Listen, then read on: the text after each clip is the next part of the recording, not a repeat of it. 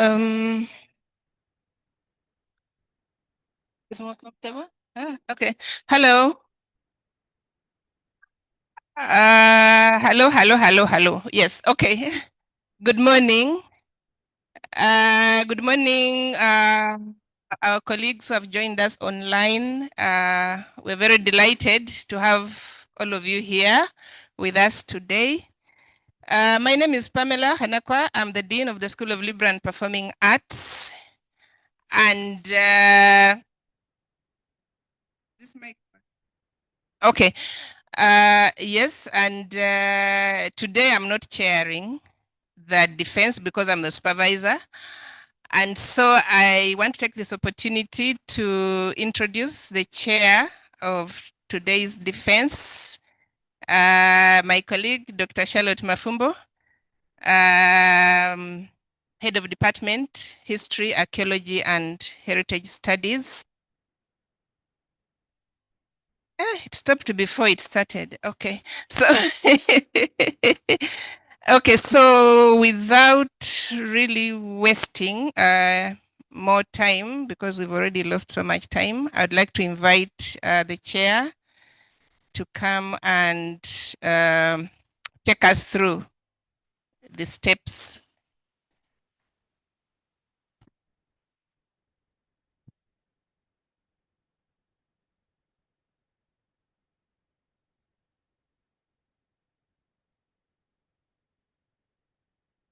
My Dean, Dr. Pamela Khanakwa,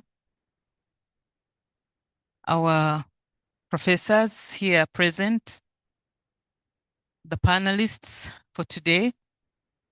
Ladies and gentlemen, you're very welcome to this very important day for Joseph Mukasa. Allow me to take this opportunity to congratulate you for coming this far and to thank your supervisors and all those who were there to support you. Colleagues, today we are going to have the defense, and the title for Joseph's defense is Subaltern Struggles and Resilience, the Dynamics of Land Dispossession and Responses in Mubende District, Uganda. Allow me at this point to introduce the very important people here today. And I would like first to acknowledge our people online and where we have our first supervisor, Dr. Robert Senath Esuruku. I don't know, Farouk, is he on now? Is Dr. Esuruku there? The second supervisor, Dr. Pamela Khanakwa. The Viva Voce panel, I'll start from the left. We have Professor Achenjo Byarhanga Rukoko. We have Dr. Florence Ebila, Associate Professor Veneranda Mbabazi. Allow me to skip and go the other side and introduce Dr. Mohamed Runyago from the Makerere Institute of Social Sciences, Social Research, and Dr. Joseph Kasule, Makerere Institute of Social Science, and Dr. Rachel Dungu Kakungulu. And lastly, allow me to introduce another very important person of the day, and that is our critical reader, Professor Julius Kiza. Professor Kiza comes to us from the Department of Political Science, and today we have the honor to share him with us. With regard to time, the usual practice is that the candidate speaks for 40 minutes. In your presentation, we request you keep 40 minutes. And we are fortunate to have a beautiful clock there that will If you can keep checking there, so I will not raise any paper to give you guidance on that. And then for our critical reader, he will take 60 minutes.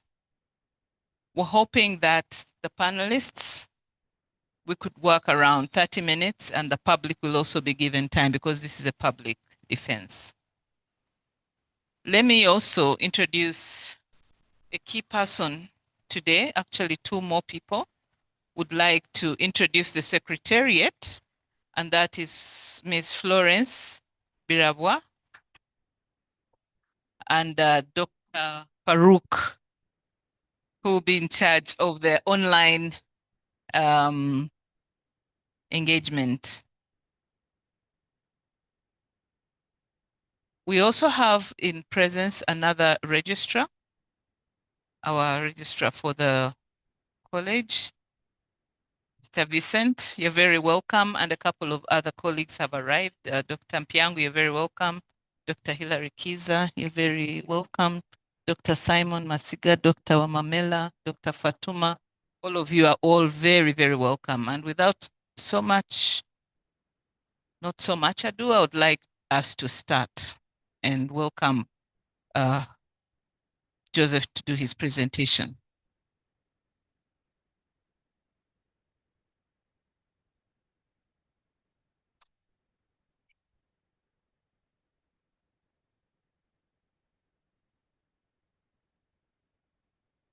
Thank you very much, Chair, for this opportunity. I thank you all for coming and for saving time for this function. Joseph Mukasa is my name. I am supervised by Dr. Robert Esuruku and Dr. Pamela Khanakwa. And my project title is Subaltern Struggles and Resilience, the Dynamics of Land Dispossession and Responses in Mubende District, Uganda. As an entry point to this study, I have to first give the motivation. Why land, not refugees, not democracy, not any other thing. Land is passionate. I'm passionate about land because of its value to us as human beings. All of us, I may pose a question, but you know to answer. All of us will have a home where we come from. We have a place called home. And that home gives us a connection to our lives, generations and generations. So if there's no space called land, we can't have what we call life. So land is, first of all, good for us as humans to settle. Human settlement. Space for us to socialize, communicate. That is land. But land is also good for us to have what we call production. You can produce food, you can produce anything for either for consumption or for sale. Land is also important for us to have construction and conservation and industries and so forth. So it's a bedrock of our existence as humans. But as you can see, from the time of creation, I don't want to go into that much, but land is given to us as a resource. And it has become a commodity. It has become a resource for us to use and transact and do other stuff. So the motivation is that if there are individuals who own land and others access land, others use land, what does it mean to us as humans? Okay? So that's why I want to go into this kind of context to see what exactly is land doing for us. But from the literature reading and the debates around land, there are something called contradictions in how land use is being used. What is land uses? Whereas you are saying your land is for human settlement and production, someone says my land is not for that. It's supposed to be for a plantation and should be for construction. So the uses are contradictory in nature. Okay? So, whereas you want land for your consumption, for your subsistence farming, someone wants land for something else. So that contradiction, which is coming from the demands of human needs, creates what we call a contradiction. And it's from that contradiction I want to engage this kind of discussion. So given that there are a number of debates around land use, land policy, land laws, what am I interested in? I'm interested in one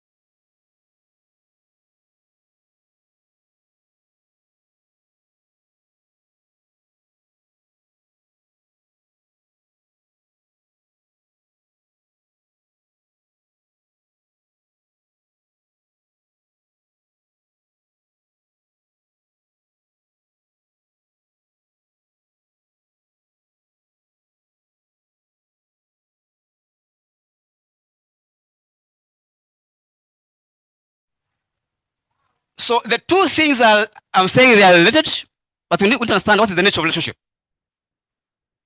In this debate of mine I want to engage with, there are two schools of thoughts.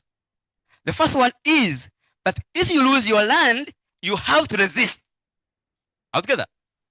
But another school of thought says that if you lose land, you may not resist. But you may say, let me accept to negotiate with the person taking away my land. And that means that these two schools of thoughts, they're helping to understand whether the losers of the land will always resist or not.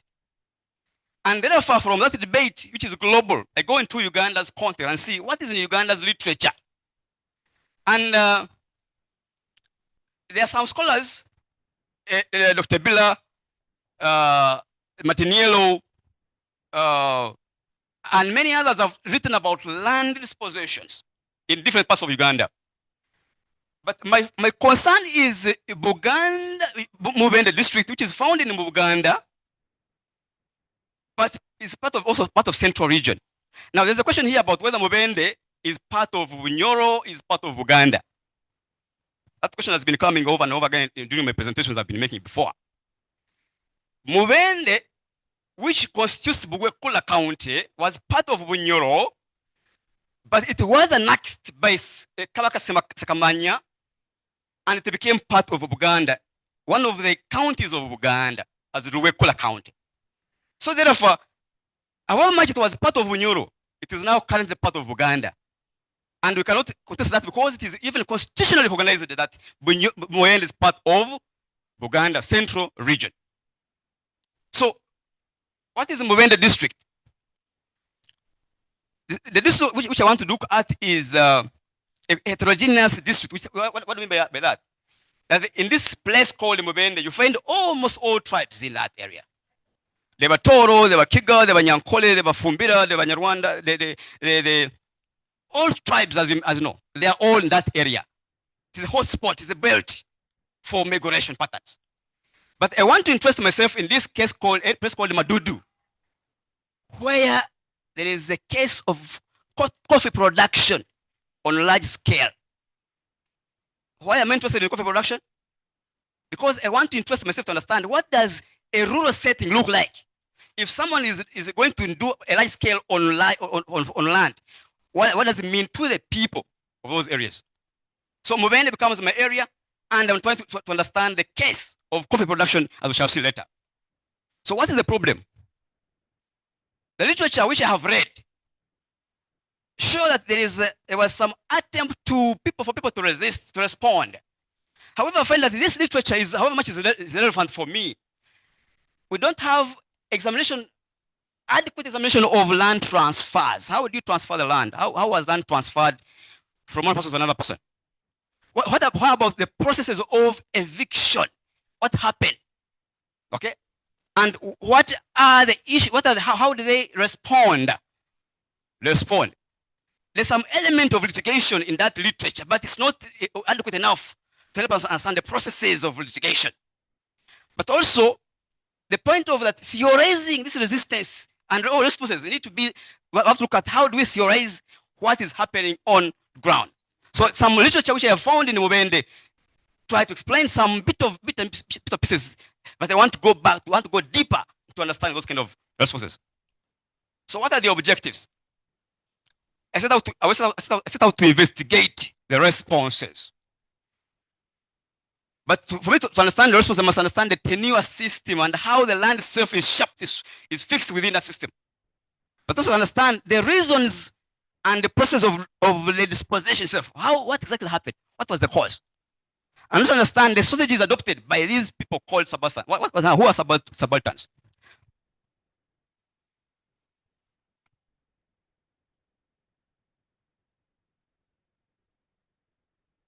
Now, subalterns, I am deploying Mark Gramsci's concept. I know there's also Spivak who talks about subaltern. But I want to look at the classical reading of subaltern. That who are these people? You see, Gramsci, when he was in prison, during operation time, it was because it was oppressive time. It was how do I define these people who are oppressed? Okay? The peasants, the working class, and so forth. So he coined the term subalterns to understand that any person who is oppressed by another class is called subaltern. And the land occupants in Mubende are subaltern in the way that they also have lost their land, and therefore they're trying to struggle with some power of forces. And that is what makes them become subalterns. So what is the question? How have the land occupants or subalterns been responding to land dispossession since 2001? Okay, that's my such question. What is the rationale? That Mubende district becomes a good case for me to study because of its historical complex land tenure system. But also that we have a large scale land investment which has not been properly investigated or interrogated. But also the discourse itself says that in Africa or in the world, we shouldn't be talking about peasants anymore. We should leave them. But the question is, can we leave them? When Africa and Uganda is particularly mostly agrarian rural setting. So I find that this question cannot be just left there and at the periphery. No. In terms of theory, we need to problematize further the class relations deeper. What does it mean by being a landlord and being a tenant? We need to understand those dynamics properly. What is my theory? What is the theory I'm deploying here? Since I'm interested in looking at the responses, I want to deploy the Marxist school of thought. That Marxism put for us three concepts called class struggle, class consciousness, and class alliance. That if you lose your land and you're a peasant, you must be that the peasants don't have the consciousness of understanding that they are exploited, like the working class because it's in the factory. So the peasants need to be helped by the working class, which is conscious of their oppression. Now, from the use of the theory, I have discovered that actually in this study, and that's why the question is coming in, that resistance, class struggle is not linear. That it's not a straight away forward, that because I'm going to struggle, I will struggle until I finish. Along the way, people pull out, and at times people even look for other alternative means. Even James Scott talks about everyday forms of the week. They're not deployed as they must be deployed at a given time, and there must be a reason why they're deploying those tools. Farmers, the peasants, you call them peasants. These peasants are not just mere peasants because they use the land. They are also women, the children, they are elderly. It is a complex ethnic and religious. The people are heterogeneous in nature. So you don't say class because of the land use. But also, forming alliance, it means that we have got another actor called international NGOs. Of course, Marxist time, those NGOs were not the issue there. But now that we have gone to neoliberalization and allowing markets and state interaction, but also NGOs have come in to support communities. That's why if you only look at class alliance, you'll be in trouble because there's another actor called NGOs. So all these are the revelations I'm finding from the data from the field. In terms of methodology, how do I answer the question of how? So my question of how they have been responding is basically a qualitative study, and therefore I have to use a qualitative approach. Case study is one of the designs I deployed. But I realized that case study, if you go to the case, if you go to Mubende Madudu, and you be there for a week, 3 weeks, study, observe socially, you may not really understand the dynamics of the people. So what do? Deploy some ethnography. Ethnography is that you be in an area for some time, which is more than 6 months, according to some scholars, and observe what exactly they do. So what I did was I went to this area. Early in the morning, 7, I'm in the community, leave at 6. What am I observing? Where are they living? What are they doing? Where are they praying from? All this stuff I was trying to observe them, to make sure that I understand them very, very well. So ethnography itself was not enough to give me the data I wanted to understand the nature, the land itself. The land itself is problematic one, as we shall see later. So I had to go and look for archives, documents to help me understand who was the real owner of the land. In addition, I had to deploy what we call satellite imaging, GIS system, to understand how land was owned before. And all that I got from these designs and methods, I had to use thematic analysis, thematizing, using my manual. I never use Atlas, AI, those ones, because I know my data myself. How did they do sampling and method, such design, sampling and designs? I've come to discover that actually these two things move together. You can't separate them. At the moment you go and ask someone who is a key informant interview, who is a district bureaucrat, he will tell you that there's another person who is another person. So sampling and design and methods are connected according to me. They are interconnected. You can't separate them. So I deployed key informant interviews, I deployed in-depth interviews, I deployed the first group discussions, documents, and archives. All those are the methods I used to understand this study, this work. So what are the results? The results that they're in objective form. So all along, I've been talking about this land. It's a block. Are we together? So in Uganda, we have what we call blocks and plots. Unlike in Toro or Ankole, Karamoja areas. Yeah? Because here in Uganda, land was given to individuals and they were given land titles. So it's a block. This block, according to the land title, which was given out in 1915, occupies a space of, it is 2,510 hectares. If roughly that's 9 square miles. You imagine walking through a 9 square mile. 9 square miles. It's not an easy thing to move from here to the other place. So this land is very huge, as you can imagine. But the question is, who is the owner of this land originally? Because now some of us will say we own land, but are you sure you're the owner of the land? So some people say they own the land, but they're not the owners of the land. Who is the original owner of the land? Is Erukana Alberto Boji Kagwa. That's the son of Sir Apollo Kagwa. Okay? Now, so does he use the land? You see, when these guys came here, they gave us land. They were not telling you that this land is supposed to be for production. Altogether. So he became an absentee landlord. Okay? What is very interesting that if you're an absentee landlord, people occupy the land without your consent. And what is interesting that actually this block 03, the owner is called Chief Seboa. He was also settling on this other land. So whenever you come and say, I want land, he will say, okay, let me give you, let me sell you, let me give you, let me give you. Okay? But the landlord is not there. So these landlords, these people who are sitting here, who are they called? Are they called the bona fide occupants? Are they lawful occupants? Are they squatters? Who are they? According to the law, surprisingly, that if you are here, the current law, and you have developed the land, you become a bona fide occupant if you leave the land before 1983. Before that, you're supposed to be called a lawful occupant because according to the law of 1928, you become a lawful occupant because that was passed for all those squatters, so-called tenants on the land. They were given protection. Now, what is good for us to understand here? That if the owner was Erukana Alberto Kagwa, how did the Katikiro Kawale Kagwa become the owner of the land? Altogether. Remember, we have the land title. Now, the community, the participants believe that actually the land was owned by Katikiro Kawale Kagwa, who was also a prime minister. Okay?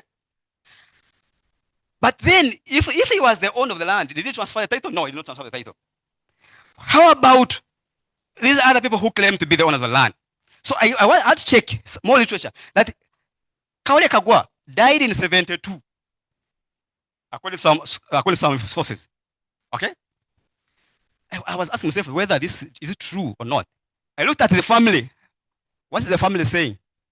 The family says he died in 1967. How do we reconcile this information? You have to go to the graveyard to make sure that what is written on the graveyard is the same as what is written in these other documents. And to tell you the truth, and that's why we have a problem of fraud. What is on the grave is 67, and someone is saying that actually he had a farm in 1968, and he took the land in the 70s. That is all the wrong. You can't die and then start processing the land title. It's obvious that's not normal. So even if you're still a cheater, you can know that is wrong information. But if I not gone to the grave and check out, I will have said, oh, the man died 72 and conclude. Have you seen that? So you have to use the methods to cross-examine everything. So how does a new landlord called Kaiwa, because he passed away, All these now people are deceased. May God their souls in peace. How did he sell the land to Uganda Investment Authority? Now, that's where the problem is. When you ask for the title, they will give you a leasehold title. They will not give you the original title, which means you can't confirm. Okay? They've already lost, they've given you that silence. Don't go there. So the problem we have now is another issue of block 03. The addition of 2,512, the 2 hectares are coming from where? And people are saying you have encroached on our land here. You have, okay? And we have evidence to show that actually you have encroached on our land. This man called Sepowa sold us the land altogether on this other block of 103. So that means there's a contradiction here. What would have happened? The judge should have actually asked, produce this results, this evidence, and we do something they do post-mortem. We go and see exactly, are you telling the truth or not the truth? Okay? Because we have some documents here. Well, actually, they're even old. So there's a problem here. Chapter 2, objective 2. Now, last time you saw that people were living on the land. Now the space is full of coffee. Altogether. The question would be, whose coffee is this? And for which purpose is it? Altogether. Is the coffee for these people or is for someone who is in German? Altogether.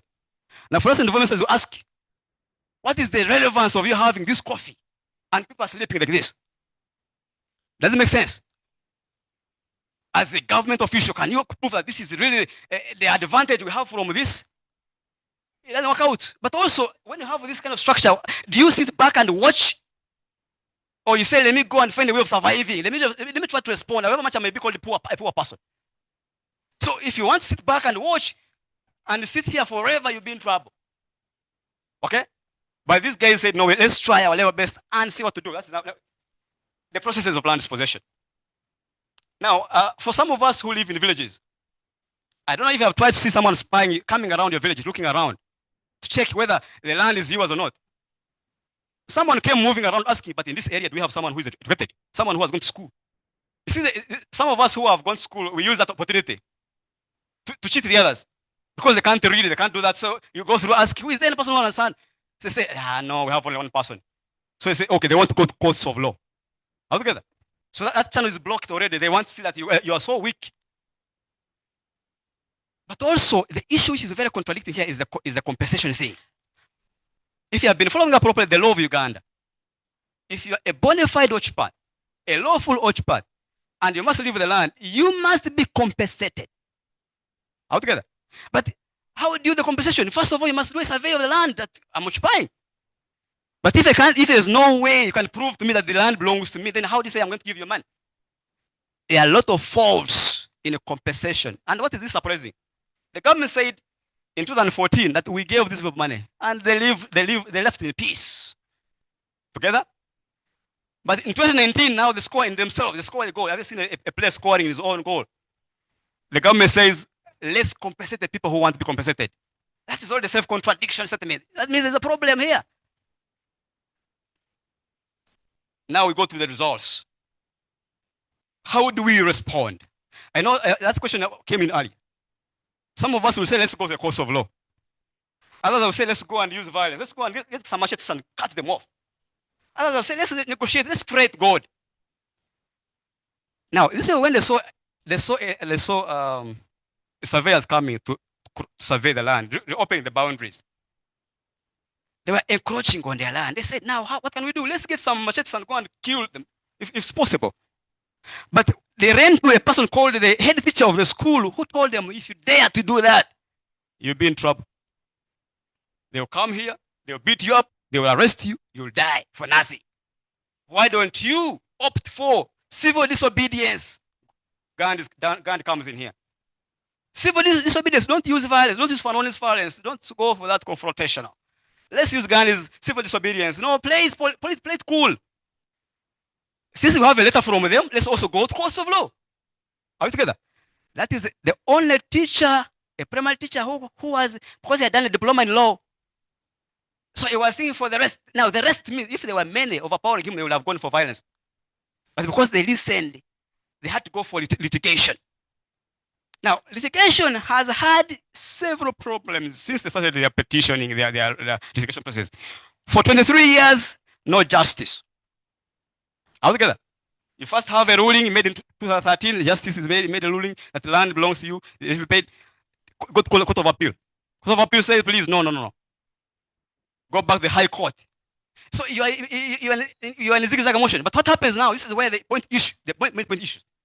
That when we had the court ruling and the Court of Appeal coming in, some individuals were like, no, we are tired. For 13 years to keep in the course of law, let's change altogether. That's how now Marxism of the linear way of struggle changes here. That you cannot keep using the course of law forever and achieve something. Let's look for an alternative way altogether. So they said, let's go for negotiation. That's where now the scholarship of those negotiations come in. That you cannot keep fighting with the government, which will not even give you land. You're wasting your time. So in 2019, the families break up. And first in Marxism, if it's Marxism, the internal contradiction from the class emerge here. And once there's internal contradiction, means what? That you're already separated by default. So if you're separated, means the two groups, I don't know how they sing each other because I had to mix them together sometimes to make sure that they talk. But you could see there's a problem already. That they have biases, they have fear that some of their neighbors will report to the others. So these families, really, as you can see, that litigation, don't be sure of it. Altogether. Because you're not the owner of the land, you're not the owner of the courts, you're not if you're a peasant, they will tell you that you don't. They can give you, but they will tell you, let's prolong it until you die. And actually people are dying and people are aging. Altogether. The second one is let's petition. Petitioning is a common thing people have used, writing letters. Okay? Now, what I found interesting in these letters is the language people use. You can use a language which is a bit polite, but also rough. Because when you have anger in you can't write a good letter. Altogether. I don't think if someone has annoyed you, you can quickly respond and give a good response. So letters people write, from what I've observed, they are not, the language is a bit problematic for the person who is receiving them. And that means a person can easily deny you what you're asking for because you're abusing. These are bureaucrats, they don't care whether you get the land or not. So the petition to the Speaker of Parliament, to the ambassador of German government. Why is German coming in? Because German is the company comes from German. So they want to get justice from German government, and also the president of Uganda, they have tried to petition the president. But the president of Uganda usually, what he does is that he receives the petition, he tells the team, please go and do it if it's this study, come back and report to me. That is his politics. So by the time you are there, someone is there doing there's no response. Yes, I'm going. Those are politicians. Advocacy was the last one. So advocating for what? You see, this is the headmaster I'm talking about, who traveled to Germany. And those ask what is the consent form? Do you have a consent for this? Yeah, he gave me consent to use all this because he said, for me, I'm in everywhere. I'm in the report case, I'm in the court case, I'm everywhere. Please use my name. Together? So I'm free to use his photo. So when he goes to Germany, they try to mobilize international diaspora. How can we get some help here? So advocacy becomes one of the issues. But the challenge we have here is this one, online petitioning. Some of us, we use smartphones, but I don't know how often we check these petitions out, tell people to sign for them. For us, we are doing other things. So the literacy level of the people who want to use this kind of petitioning online, it doesn't help. Has failed out. For all many years, they are just petitioning online. There's nothing coming out. So what is the conclusion I'm drawing here? I'm saying that if you have lost your land, from my findings, using courts, using petition, using advocacy, you may be playing your own games. You may not get justice as you want it. Altogether. Civil disobedience can be costing. But also if you use violence of a non, it may also be costing. So what do? You persevere. Other people do, let's negotiate, let's stop this propaganda of waiting for money for land. So I'm saying this approach assumes that the state is benevolent. The state is for you. If you look at Marx, all the Marxist scholars, they tell the state is a problem. Even church is also questionable. So Can you still use that one? No, I'm saying now we have to find an alternative way of responding. And if you use the James Scott's every day, it's also problematic because James Scott's day of every day today we are in a modern world where people have spies, have surveillance. Okay, you can't be sure that you will not be caught. The other big problem is absentee landlordism. Now, all of us here, if you're living in Uganda, be sure that the land you're having is not your land. Someone will come, wake up one day and say the land belongs to me. All together. And actually, I observed one gentleman in the library, African section. He came looking for the land title of 19015, that it was his father's land. But now people have occupied it, so he wants to get it back. So as you assume that you have land here in Uganda where there are landlords, you have to be careful. Resilience is not a collective unit entity that you're going to keep resilient, keep persisting with the group members. Members will get tired and some of them will pull out, say, we are tired of this. So once the pull out happens, there's also a division. And that means you have all failed as a group. I try to make some observations in terms of response. How do we respond that some people might accept to negotiate, some people might not, basing on the circumstances around you. It's not the die thing. But also that we must be aware that capital reproduction, looks back notion of capital reproduction is still alive. And it's still penetrating all these rural agrarian societies of ours. Whenever you have land which is empty, which is idle, what they say it's empty, but it's idle, not produced, not used for production. Someone is eyeing it for production. So we have to be careful there. So what is the significance of this study? That we need to shift our understanding of class alliance to understand that the non-alliance is no longer the only thing. We have to look at other actors. Since we are in the neoliberal dispensation, we have to look at other actors who are participating in the struggles of the peasants. Okay? But also that we must understand that the homogeneity in the class is not a given norm. That people are heterogeneous in the way they think, the way they act, where they live, and what actually is affecting them. Non-resistance is applicable, but when is it applicable? Okay? Because you might start that you're struggling, but in the end, you find that actually you're not achieving what you want. So you shift. But also, I'm trying to say that those people who do studies on land, especially if you're looking at land conflicts, do not rely on one case study design. You'll give us conclusions which are incomplete. For example, I will have said that actually the owner of the land was Kawale Kagwa because he died in 72 and stop there. If I had not gone to the archive, I would discover that actually the man, the particular died long time ago. So integrating myth designs helps you to overcome some of those defaults, some kind of those misinformations you find. Areas for future research.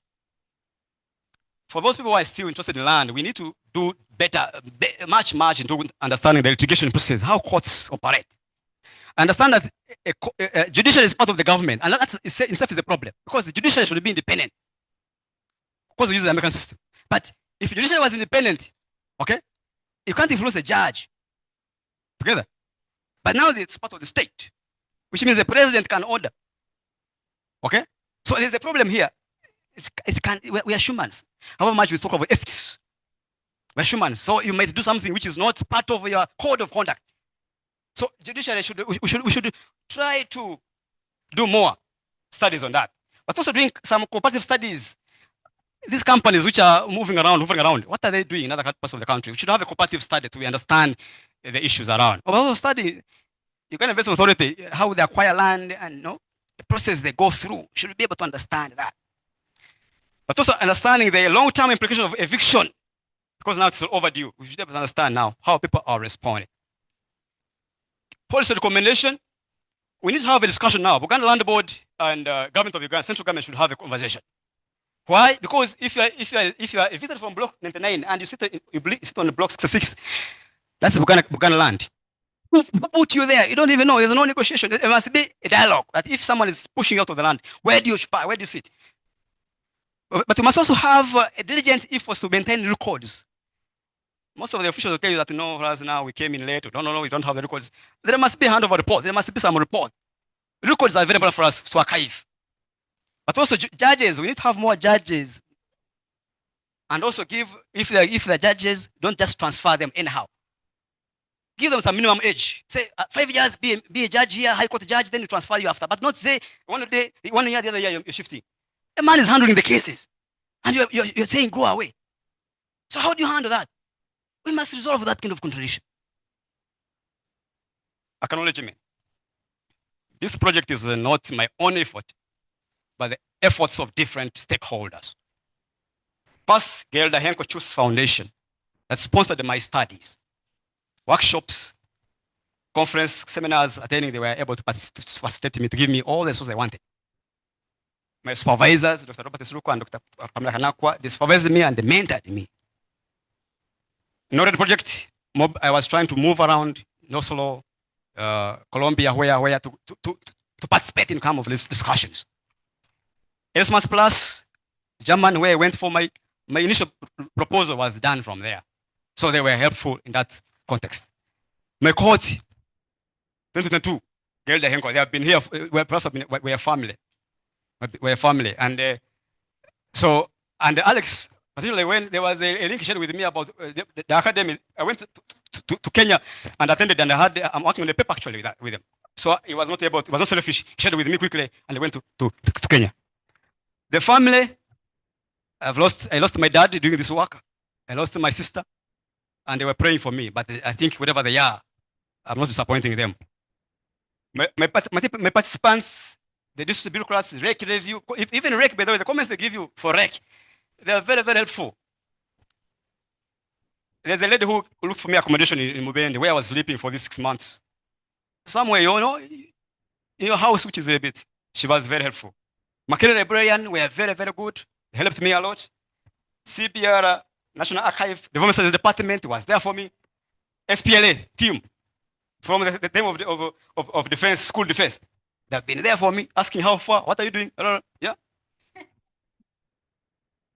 And of course, Shabomi Dennis, of course, we same department, we are always in the corridors of development studies. We talk a lot, share a lot in our works. And even when we were in Germany, we had a lot of time to discuss our work together. So these people have done great work, and I hope things will be well. I will not disappoint you. Thank you very much.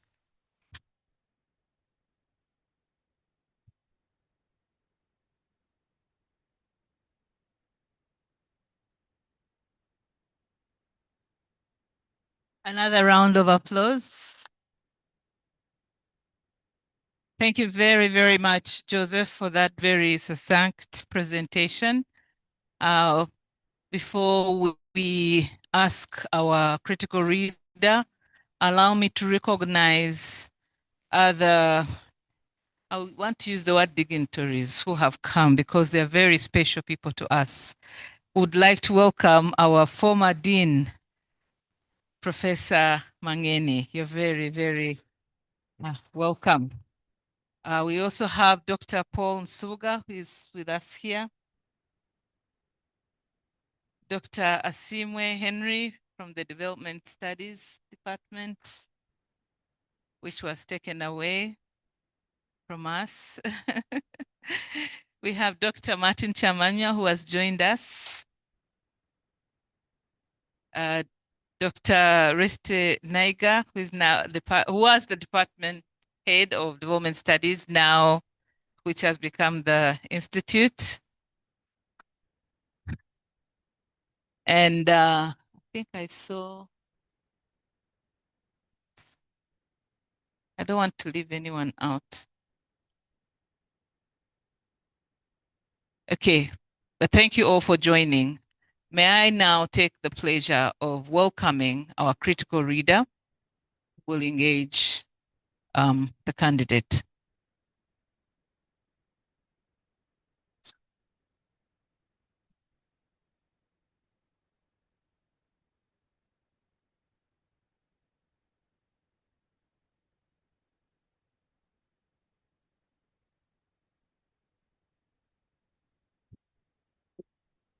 Thank you very much, Chair.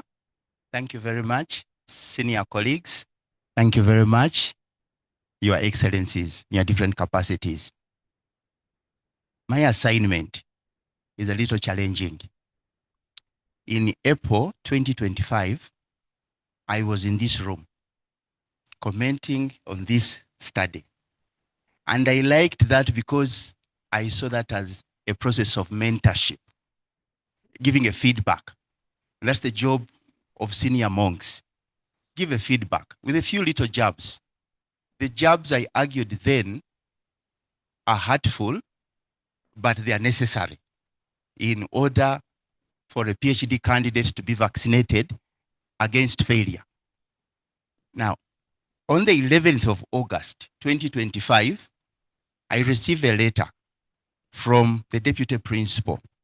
And the letter said, we are requesting you, I quote, to act as opponent to Joseph Mukasa. To act as opponent has different meanings, at least three. Number one is to be a comedian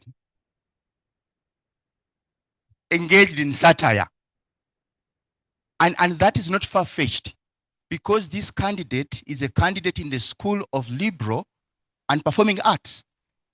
So I think one possible interpretation of the terms of reference is for me to be a comedian.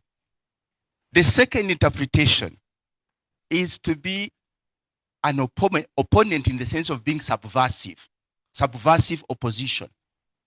Everything you say is wrong until proven otherwise. But the third aspect of my task is what I call mentorship, co-mentorship, co-authorship of new knowledge.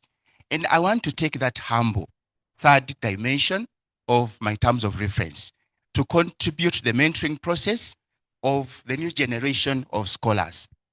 And in that perspective, I want to make a reminder, which I normally make when I'm given this kind of unpalatable task, namely that PhD does not just look like gold. PhD is the gold.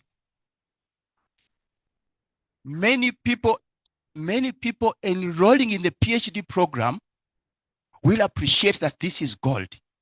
Hardly any thinks through the process of making gold. Gold has got to be purified in a kiln. That means facing fire, not in the massage parlor. So to the extent that that is true, I am inviting Mr. Mukasa to appreciate that part of my job description is to take you through the initiation ritual. That initiation ritual is painful but central to the process of PhD purification. Okay, I want to begin with a very stubborn question. We all know that PhD is awarded on the basis of the new knowledge you have contributed. Your contribution, your originality. What do you deem to be your contribution to knowledge? And it's going to be dialogue, isn't it? Yes, what do you deem to be your contribution? What's new? In other words, why should we award you a PhD? What would we miss if you hadn't done this work?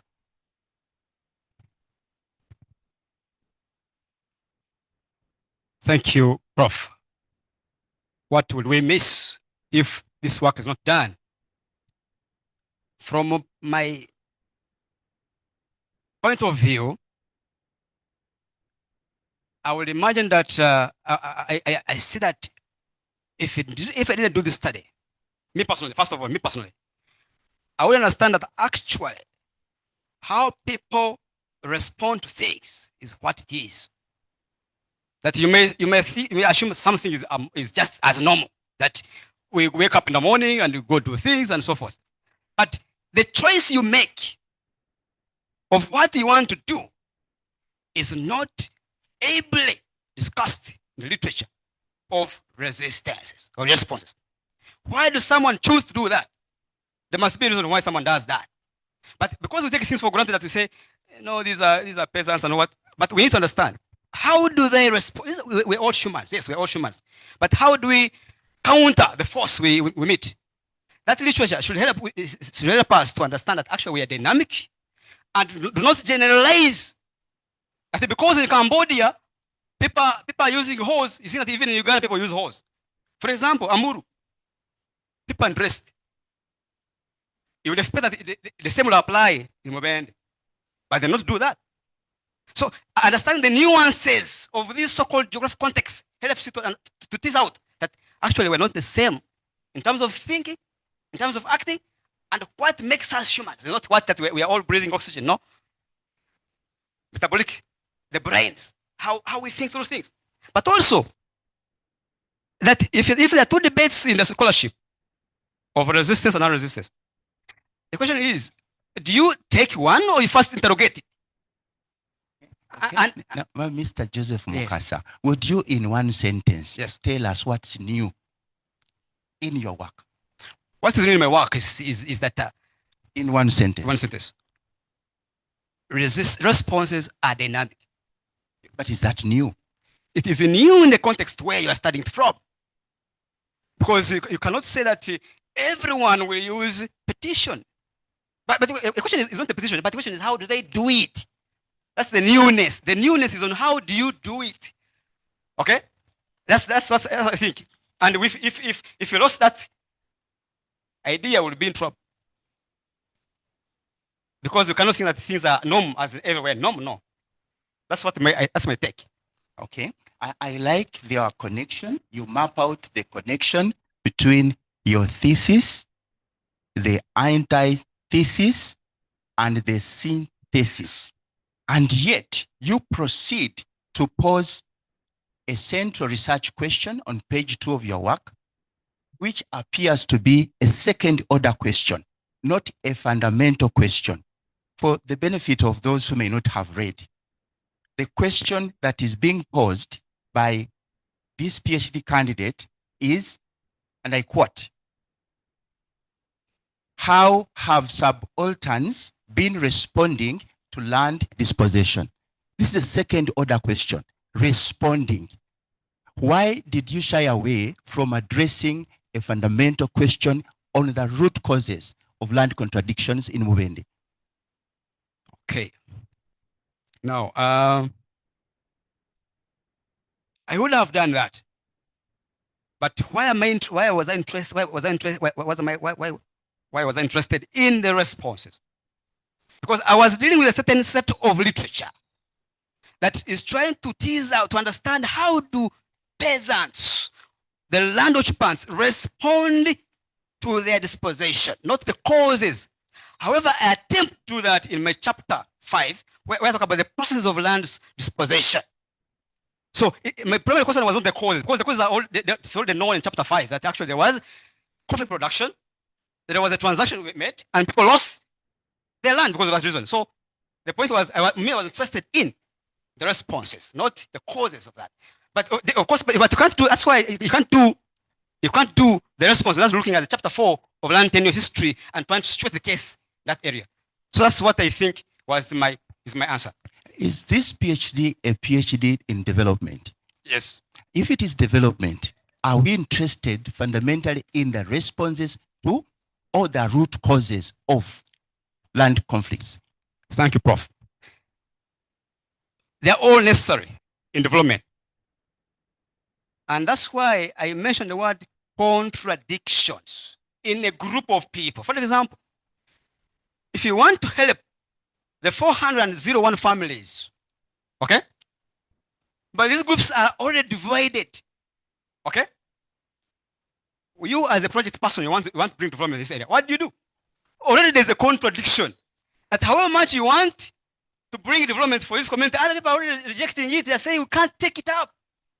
So in development studies, actually, we are saying your agency is very important to make an opinion, to make a decision that actually fits you.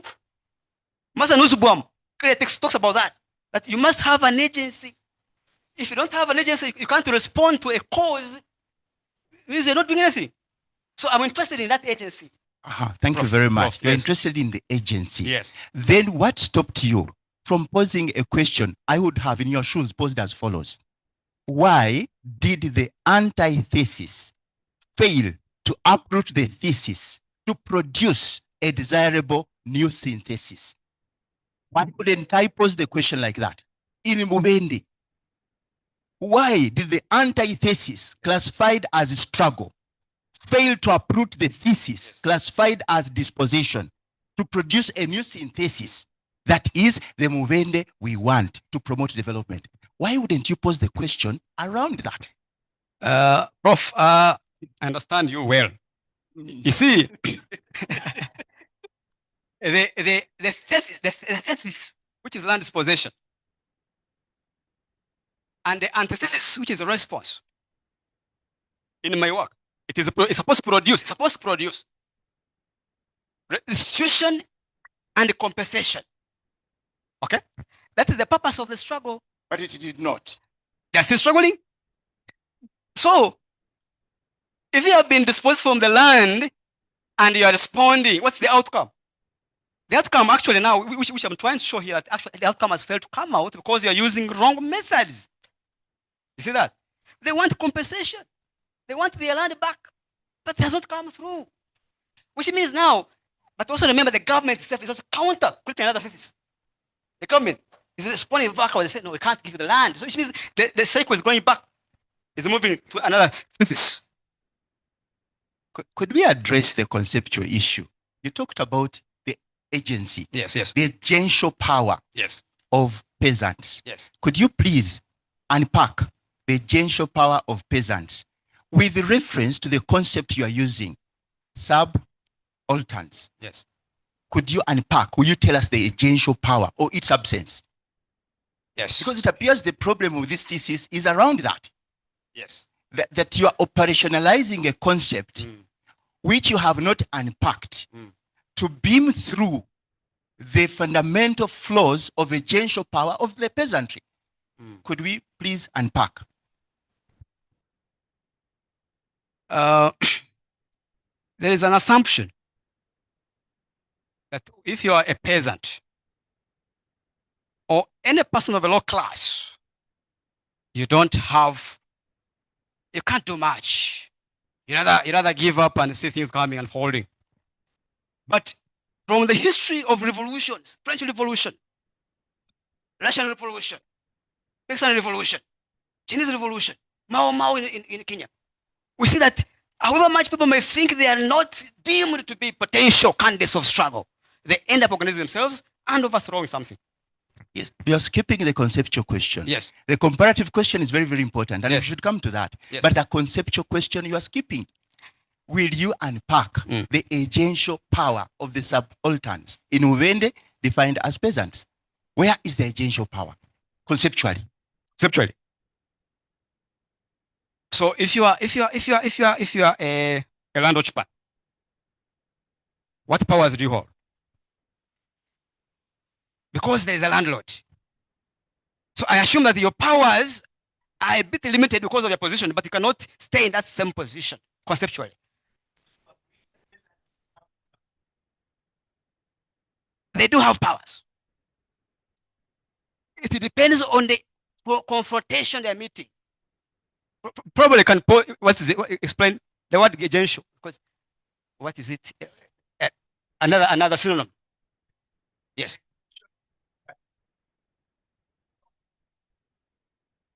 You have the capacity to cause things to happen. Yes. Now, yes. The capacity to force things to happen, it is there. But that capacity, you must prepare yourself, organize yourself, is there. Organizing yourselves, being aware of the cause of what is cause of making you lose your land. But if first of all you don't understand that who is taking you from, if you don't understand who is dispossessing you, or you have failed. So that power to understand that actually I've lost the land is itself it's also a very powerful thing. You are aware things are happening.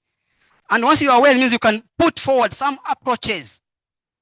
So however much people may be weak, when they organize themselves, they always find a way out to survive. That's why human nature is always a place of contradiction and conflict. But we have always to survive, move through, and move on.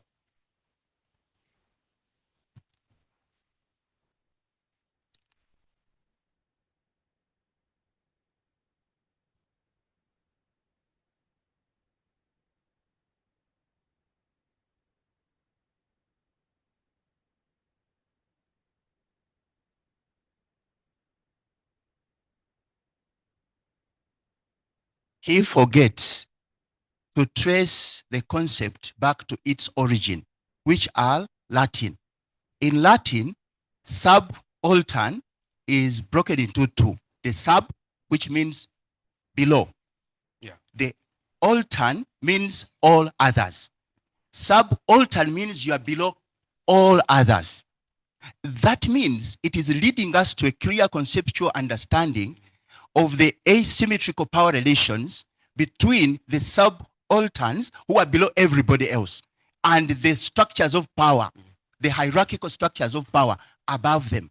So Joseph Mukasa knows this, but I wonder why he's not bringing it out well. Maybe he's a little bit on tension. We don't know. But this is the killing, sir. So, Thank but you. if you unpacked that, you would do a lot of wonders in your work. I want to make some suggestion. Would you find it helpful or not if you repackaged your central question to read? Why did the Mubende subaltern adopt an elitist method of struggle, which is historically proven to fail? Prof, that question of you're asking why? Why? Why did these subalterns, maybe before we come to that, would you share with the audience, because you are the expert in this area now, what are the dominant methods of struggle that have historically worked for the groups that are below all the others? Begging, making appeals, court battles, courts are controlled by the state. Yeah. Yes or no? So historically, what are the methods of struggle that have helped classes that are below to have a chance of success? If we could itemize them, don't give a paragraph, just itemize 1, 2, 3, 4. And then we are able to ask the question, why did the subalterns of Mubende abandon all of this and choose methods of struggle for the elitists? Yes. In other words, did they rule the war even before the battle started? Yes. They're good questions, Prof. The methods that the subalterns have used in history is what we call mass movement. Mass movement. There is what we call, of course, that's also social movement. Social movements are mass movements. There's also what we call violence. You just call violence. There's also what we call women, for the part of women, let's go naked culture will, and with the nakedness in some cultures, people have Going naked is a tool of the weak, a weapon of the weak. They may not accept that. They may not say that they're weak. They're not, because because they're also using your spot of weakness, by the way. By undressing them means you also fear. You see that? By me showing you my breasts, you're also fearing to see them. You're also weak. You see that? What if the oppressors were looking for those exactly? I can't tell that. But you see, that's the point. That if you say that, please don't show me your breast because it's a culture. It's also on a weak point of view. So, but for me, let me tell you that even government, what we call them superpowers, the state crafts, it is we who have made it to be that. So nakedness is, people have used it very many places and they have succeeded. Look at Amuru case. What happened? The government had to first retreat. Say, please, let's first go back to the drawing board and see what can we do. And actually, they're saying that the people, the ministers who died because that was because of the nakedness. So nakedness is working. So, but so basically, those are the ones I can tell you. Biological tool of social movement. You must be in masses. Okay, protests. All of you, many of you protest. Now, why not Mubende? So why did these people in Mubende not use those? Now, when I went to the literature of Cambodia, you see the question of the numbers also matters. In Cambodia, the whole community mobilized itself and moved on the streets to go to the parliament. Not naked. Mass movement of all those peasants. But now in Mubende, people are 401. They went to the district to complain, but they were never helped because the number can't be overwhelming. You have seen governments which fall. Overwhelming numbers. Governments fear numbers. So they tried but failed. So the magnitude of the numbers also make sense. So Mubende can't do that. They can't use. They failed. They failed. But the main point is this one. Why Mubende failed? That headmaster, okay, he is a primary cause of the use of civil disobedience. Because he told them that for me, I've done some law. I know how law things work. Let's take that as an approach. Other than using violence. Is it true that a diseased village is a blessing for a traditional doctor, a juju doctor? Is it what? Is it true that a diseased village is a blessing for a juju doctor? Because the lawyer is looking for what? For work. For work. Yes or no? So would the lawyer say, rise up and struggle? All I will represent you. Pay me. But you see, that is now, what will be the primary contradiction here? That before the lawyer comes in, you are the one looking for him. So the lawyer comes in because remember, when they received the letter from the company, asking them to leave the land within 1 month, this man was like, no, why don't you use the same tactic they have used? Counter. Let's also get a lawyer. We go and battle with them because for him he had fear that they will be killed and they will die and they'll be arrested. Killed or die or be arrested. Yes. Can an army of cowards produce heroes? Now, we're talking about the cowards of heroes, but you're talking about the cowards, which is, when we talk about the sack of potatoes, there is what you call, in that cowardness, you're talking about what you call women, their children, their fathers, their elderly. You see, unlike the working class, which Marx talks about, the working class, which is in the industry, okay? They have lost everything. They're just waiting for defense. Those can go and confront the force. But here, their mothers, their children, their elderly, they're not even prepared. It's an ambush. What do you do? Okay, I'll just make one little last attempt. Yes, Prof. To inquire. Yes, Prof. Whether rethinking the central question might be a helpful way of reorganizing the chapters. And supposing the question was posed as follows. Why have the subaltern victims of land dispossession in Mubende failed to attain the goal of their struggle? Fine. Okay. If that was presented as the rebranded central question, would it be helpful or not helpful to pose the following hypothetical propositions? Number one, that these subalterns have fundamental internal weaknesses among them.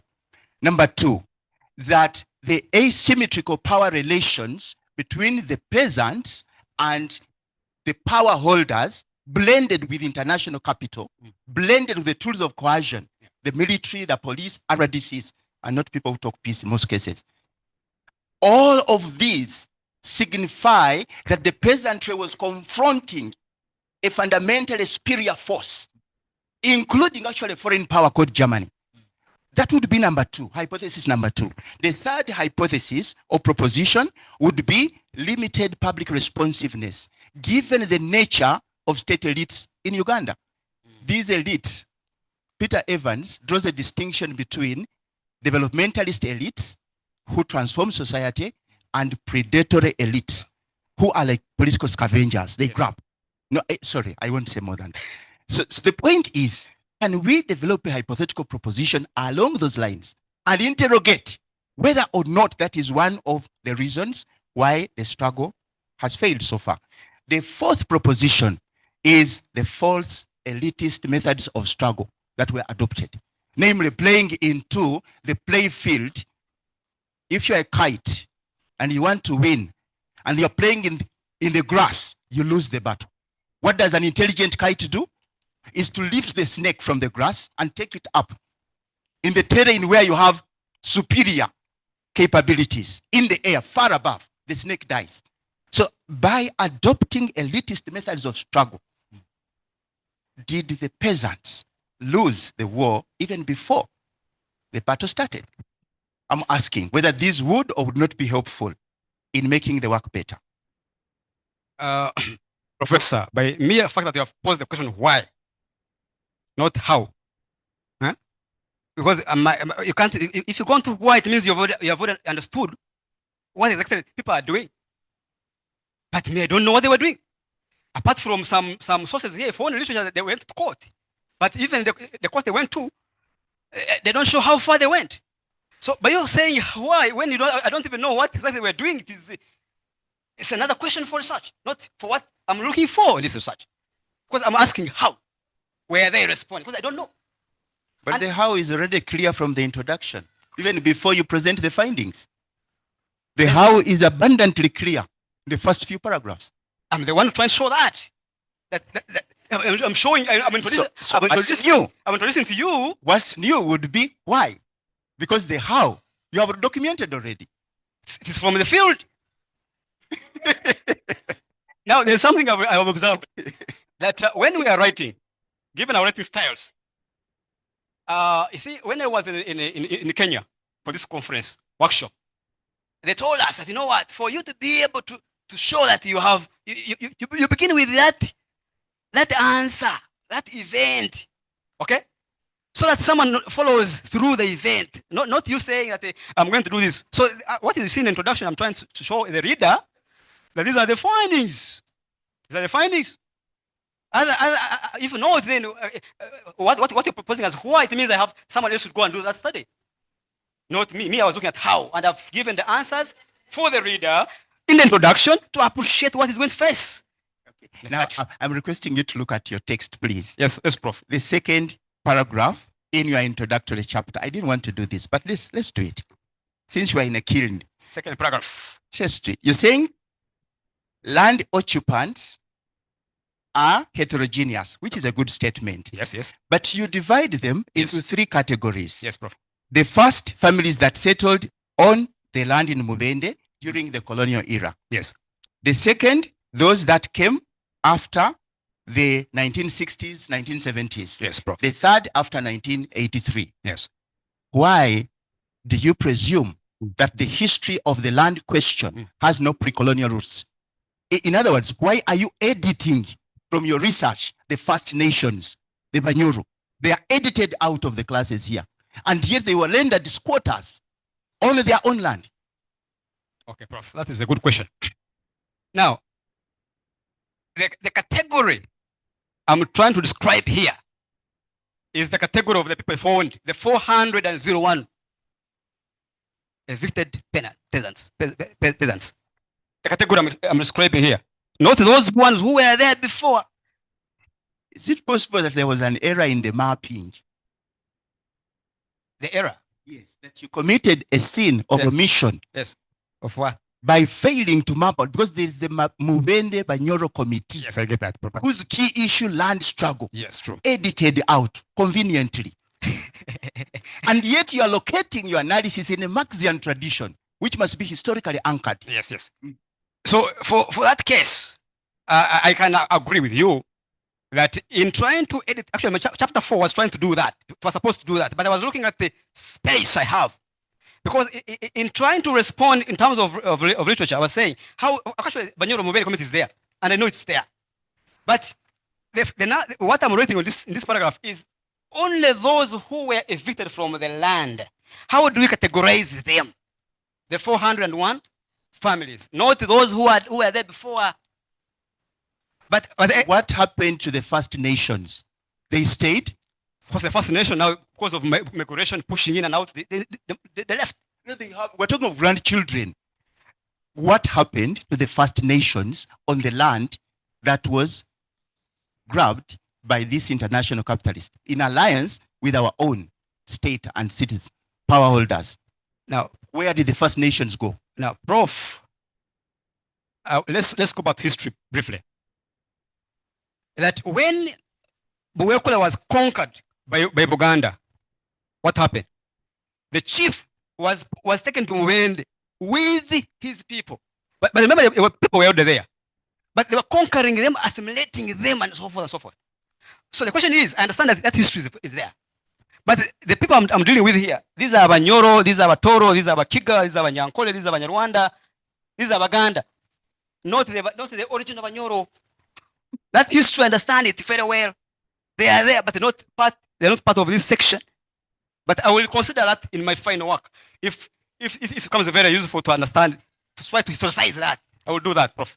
Okay, can I ask just a few more questions? Yes, please. Kindly turn to your specific objectives. Yes, Prof. Again, I find the issues because the specific objectives appear to be second order objectives. I raised this in April 2025 when I served as internal Yes, Prof. mentor. So I'm still raising it. Yes. Meaning it's okay for you to go ahead with this, but if I were you, I would actually improve these objectives by putting in first order objectives. But now what is glaring is your specific objectives are gender insensitive. Was this a sin of commission or omission? Gender sensitive. Gender insensitive. Yes, They gender actually, they are silent Yes. about the question of gender. Yes. It is as if the struggle for land restitution is a struggle of the men. Yes. Is this, in your view, an appropriate thing to do? Thank you, Prof, for that question. Actually, you see, that is the other big challenge we want to grapple with in academia.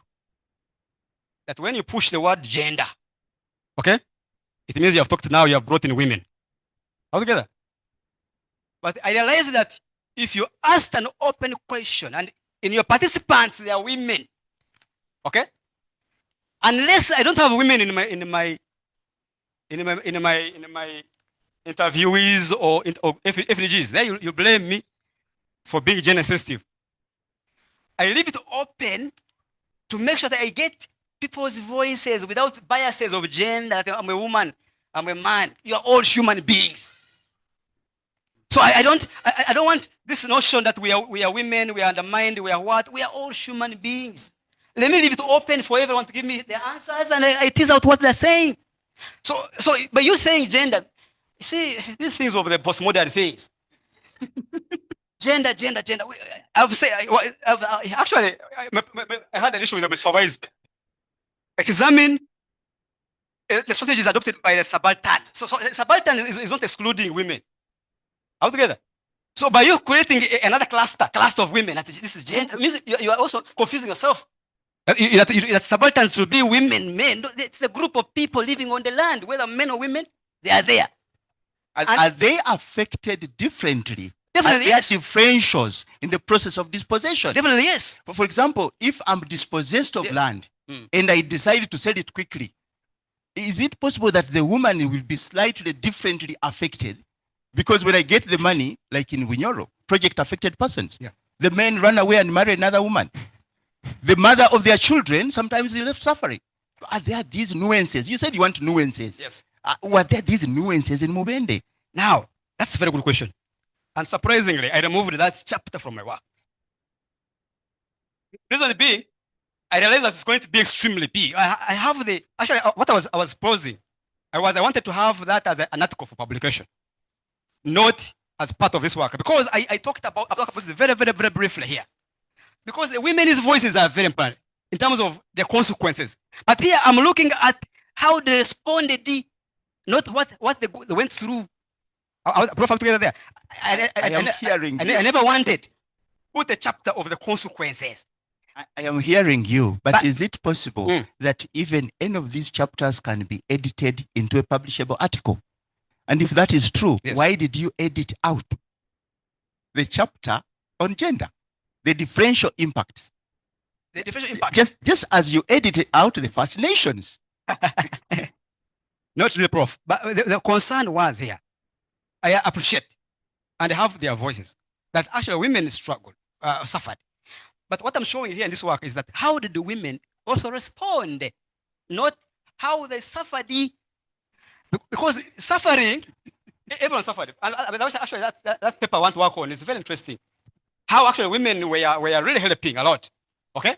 But my concern is, do women also support their men, their husbands in their struggle? Or they are kicked out? And actually women were doing a very good role. One of the ladies who went to Germany was an old lady who went to talk on behalf of the women. She's an old woman. So that voice itself is there in the work. But not about how they suffered, that's for another Okay, now I'm asking two questions. My time is running out. Yes, Prof. Did you interest yourself in investigating the investor, the foreign direct investor, Kaweri? Did you interest yourself in finding out what they are doing right and what they are not doing right? And why is this study silent? Are they evil? Or are there some developmental outcomes of this investor? To answer the question very, very well, an investor, in this case, is caught in the middle. Uganda Investment Authority gets the land, leases it to this investor. Okay? Now, an investor doesn't take part in the compensation. Doesn't know what's happening. For him, he came and he was told there's land here. And the investor says, there was something wrong here when we came here. We saw things were not normal, in order. So the investor is, for me, my perspective, the investor is caught up in a very, very amorphous kind of fluid environment. He can't run away, he can't do that, but he's fixed there. But his voice is there, his voice, they have written a lot. They have written a lot of if they can't because they have a list. No. I'm trying to say, yes, Prof. Can we look at the potentially positive side of foreign capital? Because we are saying capital can come and locate in a place. Yes, cause disruptions. Yes. But transform peasants into outgrowers. That's true. With their factory, providing value addition to the farmers' output. They can actually do trainings. You can set up an institution to train farmers, transform them from farmers to factory workers. Yes. So do we see any of these aspects of corporate social responsibility? Now, or are they only negative? For that matter, as a person who was moving around that land, I took time specifically to observe carefully. Because I come from Toro, where you have tea estates. I've been to Busoga, where they have sugar canes.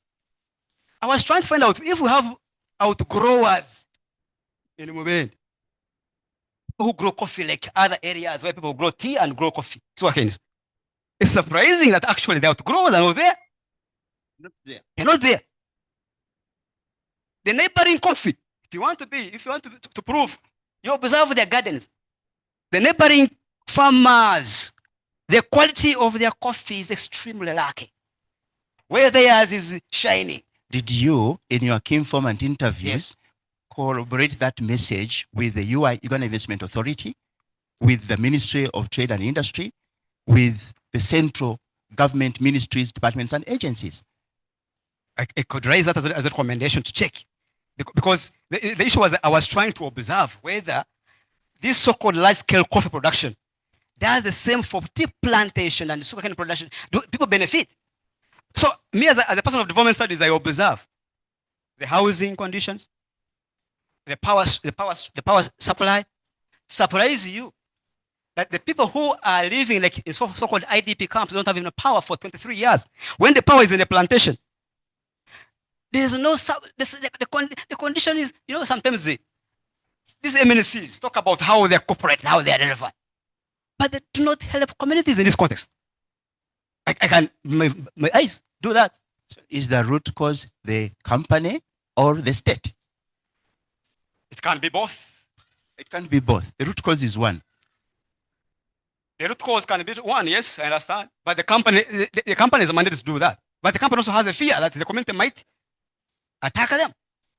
So the company is in business to do business. That means making money. That's really true. I think it's a duty of government to govern the company. But they talked about this SRC.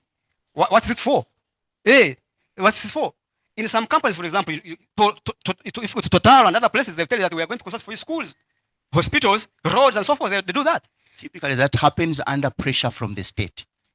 Okay, but could we go now to my last issue? Yes, the chair is very diplomatic. Yes, Prof. And I don't want to abuse her diplomatic character. My final question. Yes, Prof. When I read the work from Prof. beginning to the end, yes, Prof. I get the impression that yes, you have told an interesting story. Yes, I may have reservation on some, but what seems to be glaringly missing is the effort to account for, to give reasons for the failure of the subalterns to achieve their desirable goals. Do you think there is a missing chapter here? Perhaps chapter 8, which would be titled Accounting for the Failure of the Subaltern Struggles in Mubende district. Do you think there is a missing chapter? I don't think so. I actually, if I tell you reasons which are in that text, probably somewhere, you'll be surprised. That you see, from the beginning, the main reason, the primary contradiction is that we have come as a group, unison, which is very fine. Okay? But as we move along, individuals have interests. Okay? Individuals, we have interests. We don't just go into something without any interest. Now, if I have been in the court for 13 years, okay? Do you want to tell me that all of us we shall have the same momentum to stay on the course? You know, really, my point is, do you think? Yeah. Because it's okay to present the evidence. Yes. And I didn't make comments on the methodology and the findings. Yes. But it's okay to do all of that. Yes. But at PhD level, don't you think your readers and the knowledge community would benefit by having a chapter called Accounting for the Failure? What are the main reasons for the failure of the struggle? In other words, that should connect to the conclusion chapter. Yes. Because you should be able to make a conclusion on each of the points of weakness. I could Do you expand. think? I could expand on that. Because it is the points are there, but they're not. Yes, I agree with you. But I will have to expand a little bit more to see how those voices come out. Why the failure? Because these are two groups. They are factions already, and these factions tell you that actually there is a problem. So I will push that as I move towards the end of the chapter of the. Madam Chairperson, ladies and gentlemen, I don't want to abuse my time. I have no useful comments to add.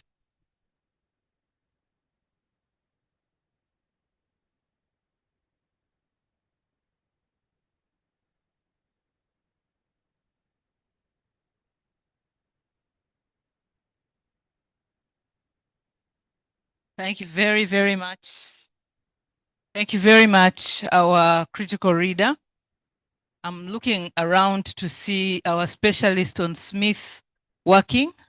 Should have explained the kiln where they manufacture the iron. And I think this is a good analogy of what we are going through here. So thank you very much. And thank you very much, Joseph, for the response. May I now take the opportunity to ask our esteemed panelists to take on the candidate. I think we can do it in pairs. I'll invite you here. I don't know if that's okay, two people, and then he can respond. May I start with Professor Yerhanga Rukoko and Dr. Ebila.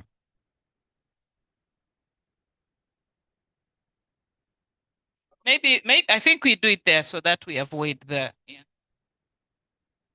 Are we permitted to do some break? Yes. Oh, they have to come here. Oh, okay. Sorry, that has to change because of the people online and the supervisor, and for accountability that this happened.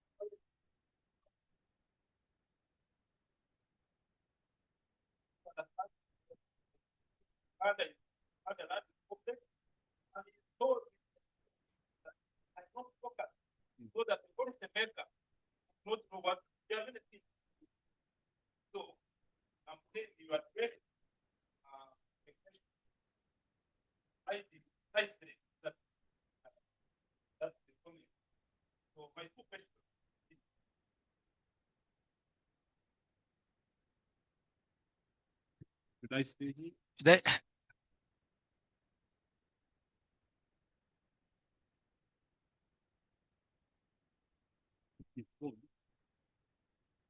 Yeah.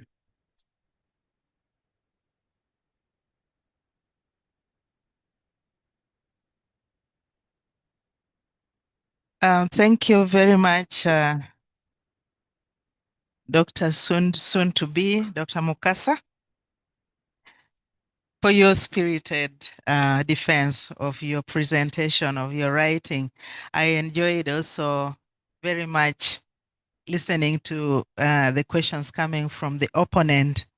And I was a little disappointed with your conceptualization of gender in the question, especially, and I couldn't start with anything else other than the gender question. You make the gender question appear to be a question of numbers, a question of representation of women. And yet we all know that the gender question in land is really broad and deep. And therefore, in this understanding of these subalterns, I expected you to actually bring deeply the gender question, but you just go to Gramsci, you even don't refer to Spivak, and therefore the gender question is lost. And it's sad that you say it was going to be part of your last chapter and you decided to cut it out. That's a mutilation. But I would have wanted, the question I'm asking is, what is the gender question in all this study that you've done? And also, I want to ask about the silent history of the subaltern that existed before, which seems to have been erased. And here I'm thinking about your positionality, your position as an outsider. It's a methodological question. Do you think perhaps you are not being part of this community and not knowing the history was a disadvantage in one way or the other, that you didn't know what took place before, or was it an advantage? Why is it that the history of those who lived before is erased in your writing, in the dissertation. You just refer to now what took place after the large corporations or the individuals now took over the land. In other words, you are even disadvantaging the subaltern more. We are not getting to know about them. And my third question relates to what the opponent insinuated in concluding, accounting for the failure of the subaltern struggle as a suggestion for a chapter to be added. But I bring this in your analysis of that comes on that chapter starting from page 170, where you are talking about discourses on petitions. I was very much interested in these petitions. I thought that they would result into something. So the idea of submitting formal appeals by dispossessed people to the local authorities, to the national authorities, and eventually to international bodies in the hope of getting redress, and the failure of seeing any positive results, I would want to ask you, what do you think should be the way forward for this? Because a lot is happening where we say, okay, let's even go for online advocacy. You even talked about that, digital advocacy, and people go and sweat, people go and then nothing happens. So what is the way forward? What would be your analysis of the effectiveness or your suggestion of what, and in other words, I want a critique of this approach coming out much more clearly than you just telling us the story. Thank you.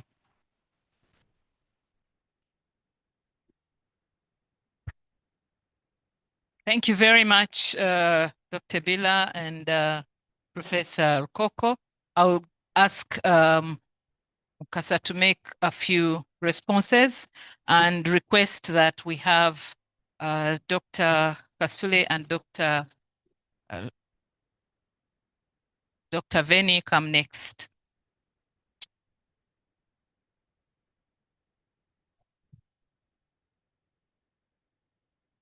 Thank you, Chair. I would like to thank the panelists for these questions.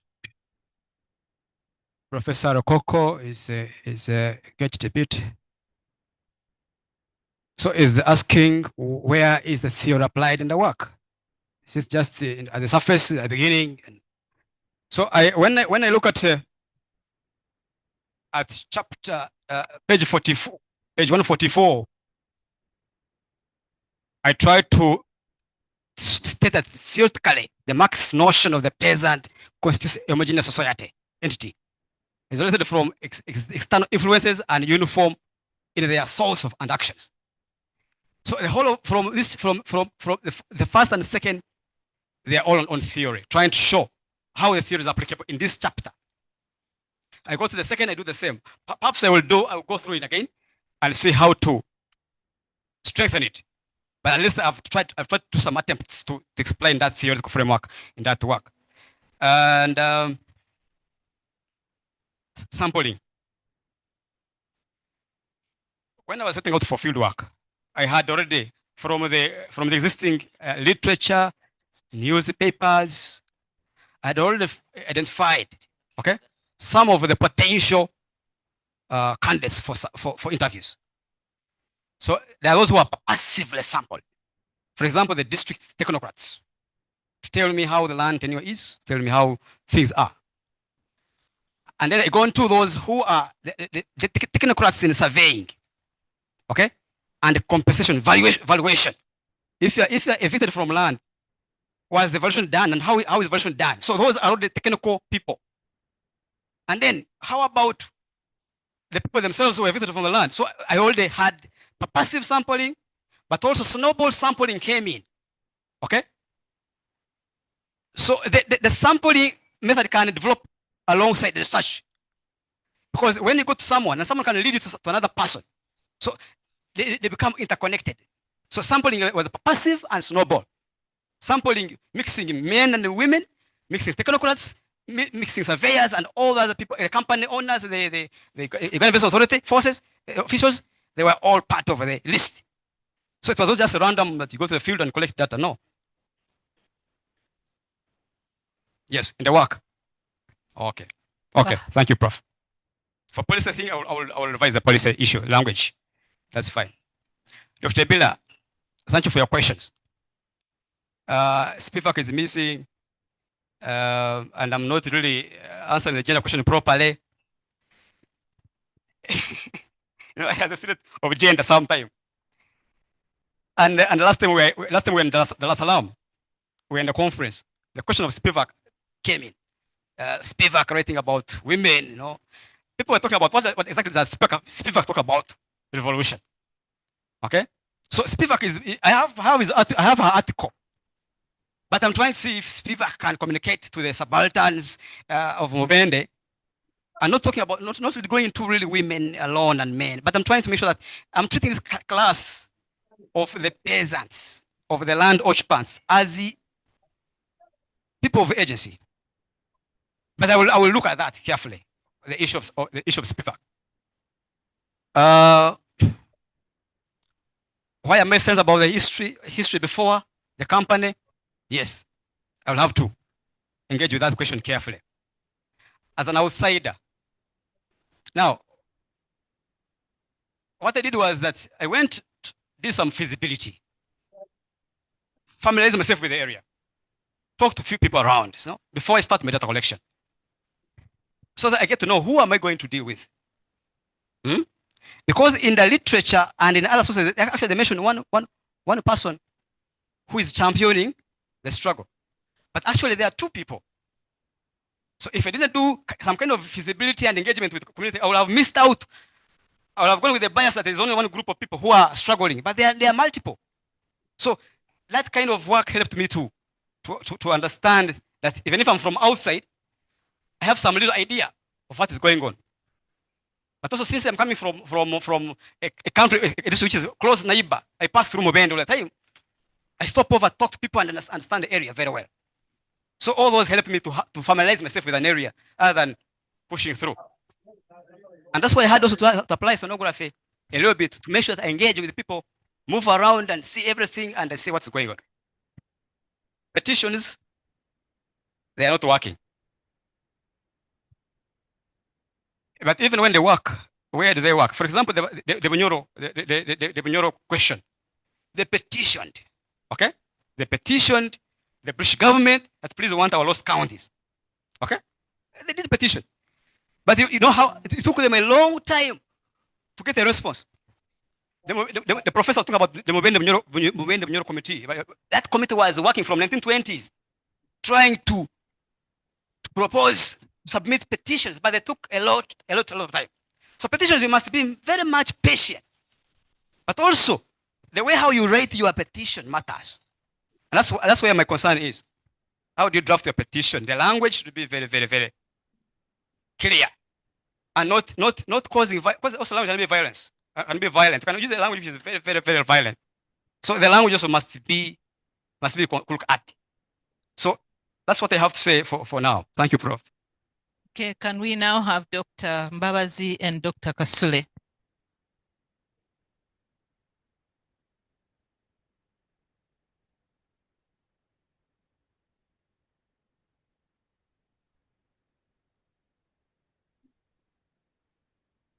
Good afternoon. Good afternoon, everyone. Thank you so much, Dr. Mukasa. I mean it, because whenever I would meet him, actually I thought he was already a doctor. He can normally we greet and say, how are you, doctor? And the reason why, because he looked to me, he was very, very committed. We think that actually he's a professor. So, so it's not by mistake that I used to call you a doctor. Actually, today I'm convinced that you deserve this. And I just want to thank you for the level of confidence. That's what I love most. I normally tell my students that whenever you don't know a question and I ask a question, turn back the question. So, Mukasa, I think I'm telling you the level of confidence. I love it so much, and you really know what you did, and I'm sure that you did it. But I was wondering, did you spend 6 months in the field? Yes, of course. More than even 6 months. You see, I will, for the first time, went and camped there. Okay. And after I would come back, because I was traveling to different places for conference and what. So I would go back, but at least in the field, physically observing. I try to do that. Thank you so much. Yes. Your work is really good. The writing, the way you write is also very good. But I wanted to ask you, when I was reading your abstract, Yes, Prof. I felt that you are so mean there. The abstract is just tiny, and I feel you are so mean there. That's what I'm thinking. And when it comes to your statement of the problem, it's also, you are so mean there. And I feel it didn't come out well. First of all, you situated your statement of the problem very well, but you did not tell us the strategies that have been put in place, apart from having them in the body, talking about mediation, arbitration. No, I didn't see arbitration. I saw litigation. I saw, okay, negotiation. Those are the things you talked about. But you did not put them in the statement of the problem. And you did not tell us your strategies that have been put in place. So I was, then instead of telling us the strategies, you are telling us the problem actually. So it means you already had the answers and you just went to the field maybe to prove them. Because there is no way you can have, we are talking about research gaps, and we are talking about inadequate examination of land, appeal events, many things, the problems actually which is causing the situation. Yes. I think you need to work on your statement of the problem. It lacks something. Yeah. But my question, another question is, you have said that politicians normally use that situation because they just talk like politicians. But also remember that also these people also in Mubende, where you did your research, they're also politicians, by the way. So it is from both sides. But my question is that suppose you go as academician and we send you to the president, because normally whenever there is a land case, everyone is appealing to the president. Come, go to Yambe.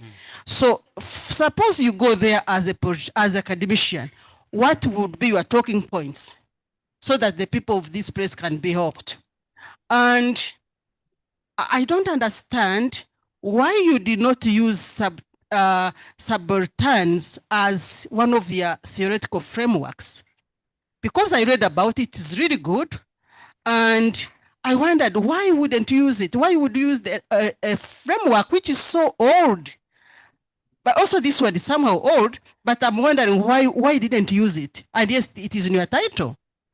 And you are talking about nakedness as the form of tool to actually to people so that they can address the situation. And Professor Chiza has told you that actually it is the weapon of the weak.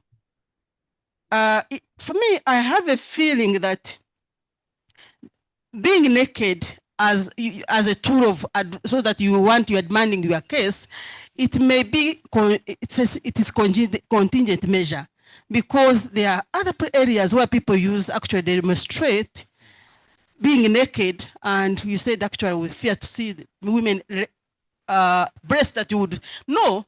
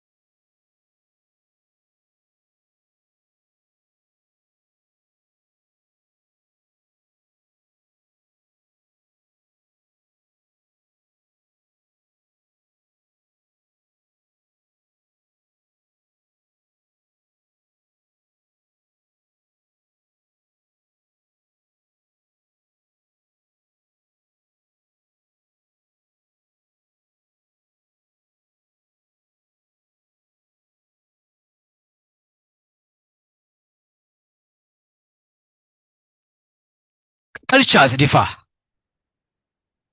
What my culture does is not what professor's culture does. So if I'm told from the beginning that do not see your mother naked, nurturing it becomes a norm. I shouldn't do that. And I tell you, if you do that, you will be in trouble. You see that? But you see, why would the state be interested in that act? First of all, it is shaming them. That you cannot reach women to this extent. Why do you make them naked? Why don't you solve their problems? You don't listen to them. So as a tool, also the state is in trouble. It is imaged in a way that it's not responsible to citizens. Can't they make it naked? Why? They want their land. This is their land. Why do you go into that? Why don't you talk to them? We have something called participatory approach in development. Why do you have to use force? If they talk to you, have they had you access? No. But because you want to come from above and you want to impose on them, this is what I want. So what happens at this tool of nakedness, it must be cultural context, not global, understood as global.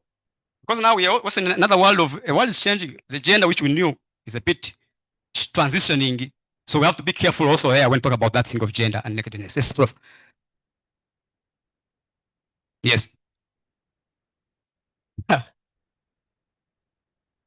Now,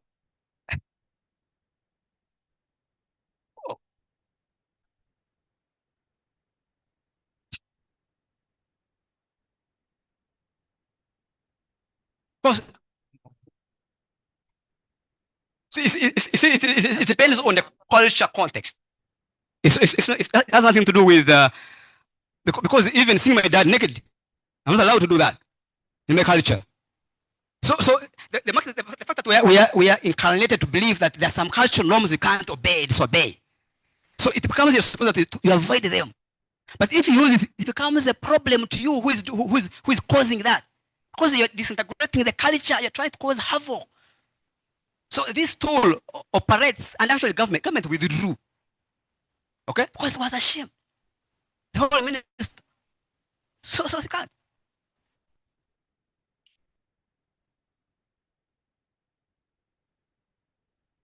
Definitely, they should be ashamed as well. Because we are human beings. A human body is not a place to play with. Just because now we have gone to this world where people are becoming also, I don't know what. The human body, if you're a Christian, it's the temple of God, temple of the Holy Spirit, the body. You don't even show it. You see that? If you go to the Bible part. Yes. Okay, cultural context. Thank you, Prof, for that. So cultural context, let's stick to that. Okay. Joseph, I want to ask that we ask the last two panelists to engage you. Yes. And you'll take up the last question and add it together as you explain in the interest of time. Yes, true, but briefly, because there are not so many. The issue was abstract, is brief. I should try to. And Dr. Kasoza has done already a good service. He has tried, please transfer. So, yeah, so that's, professors, I always see we shall engage. We shall engage in. Okay, can we have Dr. Yes, please. Of the which one, Prof? nakedness. The one of politicians? The politicians. Okay. Okay, so if the president is accessible, okay? Because if you can access the president, if you can, but remember, you have to have access. You don't just go to the president and say, I want to see you. So if access you, hypothetical question. Assuming you had that opportunity. Now, I'll tell him, Mr. President, okay? Land, as you know very well, it is our source. It's a valuable source for everyone. But some people are dispersed from the land. But actually, the president himself actually he produced a document here on land grabbing. He himself knows that it is a bad thing. Okay? So I'll tell him, please, if you want to do any development in any space, please do not listen to your politicians, those who give you messages. try to also engage, interrogate. But these people are talking about the land, but is it really empty? You see that? So a president should be a responsible president who also find out what's going on the ground, not just come and launch a project and go away. Because for him, he keeps launching. But what are you launching? Because as you launch today, tomorrow people are leaving the land. You see that? So there must be some kind of responsibility as a leader that you don't just accept anything that comes. Because these are Ugandans, they are citizens, now they're settlers, they're landless. It doesn't make sense for you to be a leader when people are hungry. Yes. Thank you, Prof. Okay, thank you very much. May we have the last panelists, Dr. Binyago and Dr. Dungu. I don't know if Machiavelli would agree with Joseph today about the issue of meeting the president and talking about land.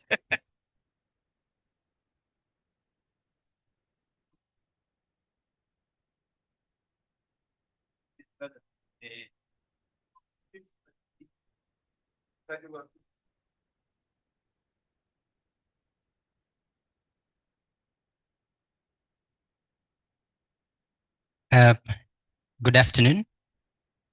Thank you, Chair, and thank you, Joseph, for being bold to write this thesis. You know, it takes courage to engage those powers that be. The market and the state usually form an alliance against the ordinary people and anyone on their side. And congratulations so far. So I will begin with a theoretical question. You suggest that you are trying to use a Marxist theoretical framework, and you try to nuance it beyond Marx's articulation of a class, right? So your contribution is that nuance. But then this nuance is not very new, right?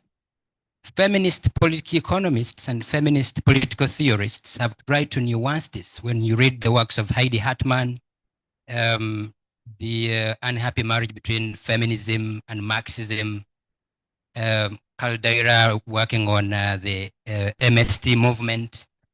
So they suggest we need to move beyond class to other categories, gender, race, and others. So when I was reading, I was wondering how you engage, or whether you actually engage some of that theoretical literature to think with them, nuance the articulation, or critique them. When you say you had a chapter on gender and then just plucked it out, I was like, okay, did you also intend to pluck out the theoretical contributions of feminists and gender scholars from the work?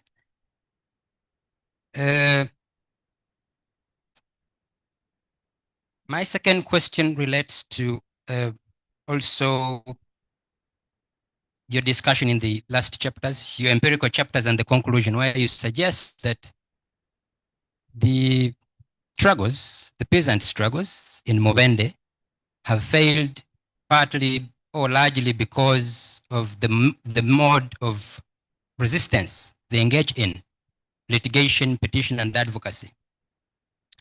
So I was wondering whether it's just that, or also a question of capture of the struggle.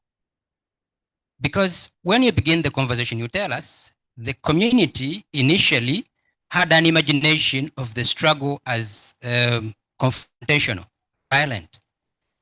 Then we get a peasant elite who is a teacher, comes with this whole thinking, you know, this is bad, let's go with this. Is it not also that from the lower class, there is an elite that captured the struggle, not just the struggle, but also its imagination and articulation, right? Because that articulation is important, the community itself now loses its agency to this one person thinking for them. Yet they are thinking from the vantage point of their experience with the company taking their land. The question of why, then, the why question also becomes important in understanding the method that you deploy to engage. So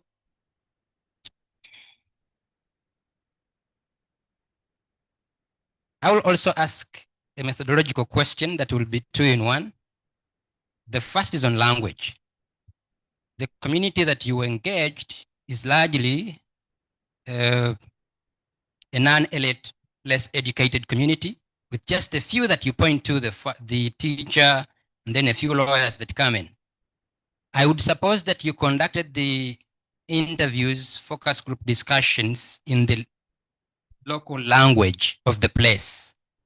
How did you navigate the question of translation and transliteration to ensure that you do the key concepts, the key ideas, the key terms that emerge from communities are not either diluted or abused or misused? Which takes me to the second part of it. When you go to the field, you suggest communities and other people are having these claims which say, well, this land belongs to the obtikiro, the institution, and not the person. So what you do is to say, let me go and find out the truth. Use the word truth all through, right? As you may be aware, there is no absolute truth. Truth is subjective. What doesn't change are the facts. The fact that Kawalia Kagwa died on a particular date. The fact that this title has so and so's name, right? And then you use that perhaps also to brush away the claims of these communities. So if you had moved away from, okay, I want just to have this as truth, which you may say concrete truth, to getting some of these facts and then think with them with the claims of the communities, you would come at a conclusion that would be quite helpful, more helpful, of course, simply because when people say this land belongs to a particular, they are emerging from a particular context. In Uganda, we have a history, especially with the restoration of the traditional leaders, not the traditional institution, and the return of Ebiafe, where these are more or less returned to the central authority, not the local authorities and individuals. We have cases where the family of the Sekabaka Chua is in a fight, a struggle with the Owakabaka now, led by His Highness Mutebi, right? Some are claiming this was our father's private estate. They're saying, well, this is the institutional estate. Where are these people paying their busulu to before they got evicted? If you picked interest in some of those, just taking their claims as not just false, but having a basis, it would be interesting in trying to understand some of those. And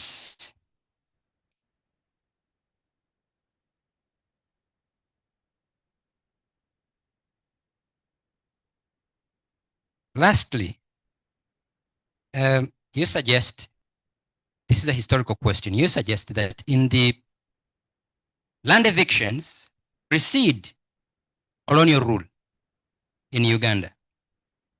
So how different were the evictions in the pre-colonial from those that emerge with capitalism, colonialism, and neoliberalism?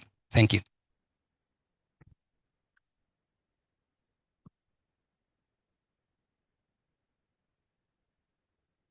Good afternoon.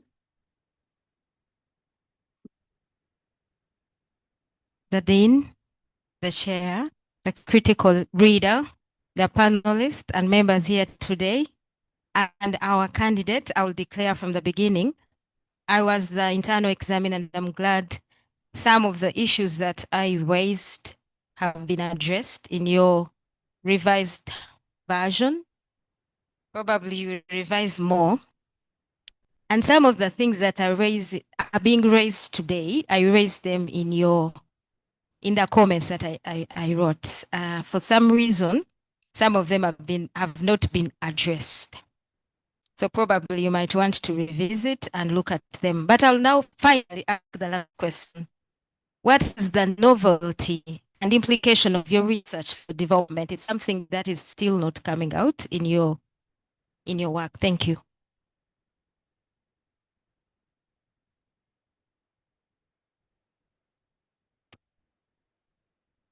Yes, Dr.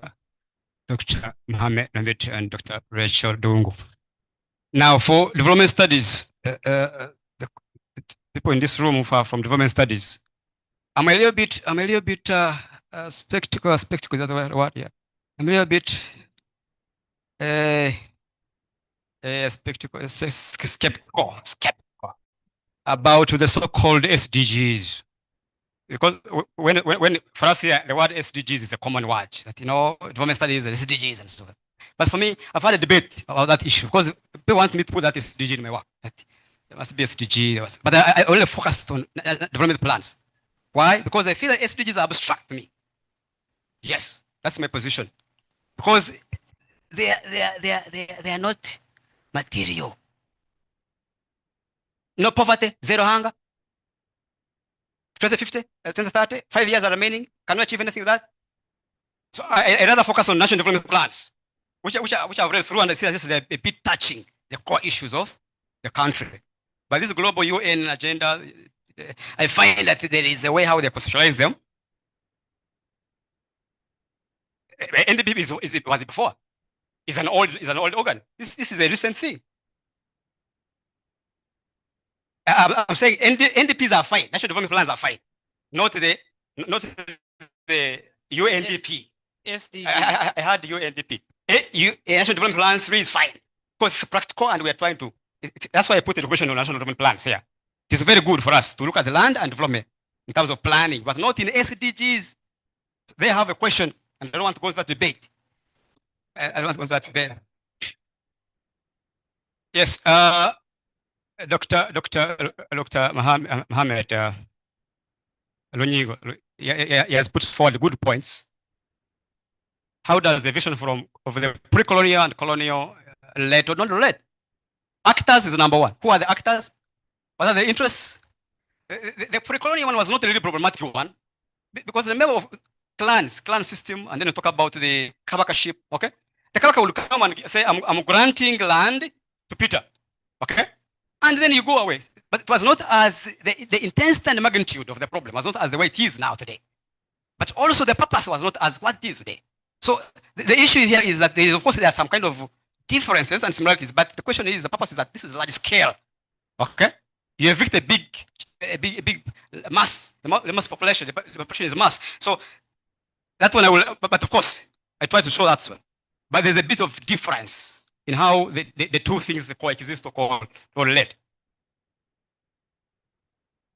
The issue of translation, of course, I had an expert. I looked for someone who understands, who can help me translate. Because since I speak Lutoro, okay, and Uganda, people are like, why don't you even use Lutoro? We shall hear you.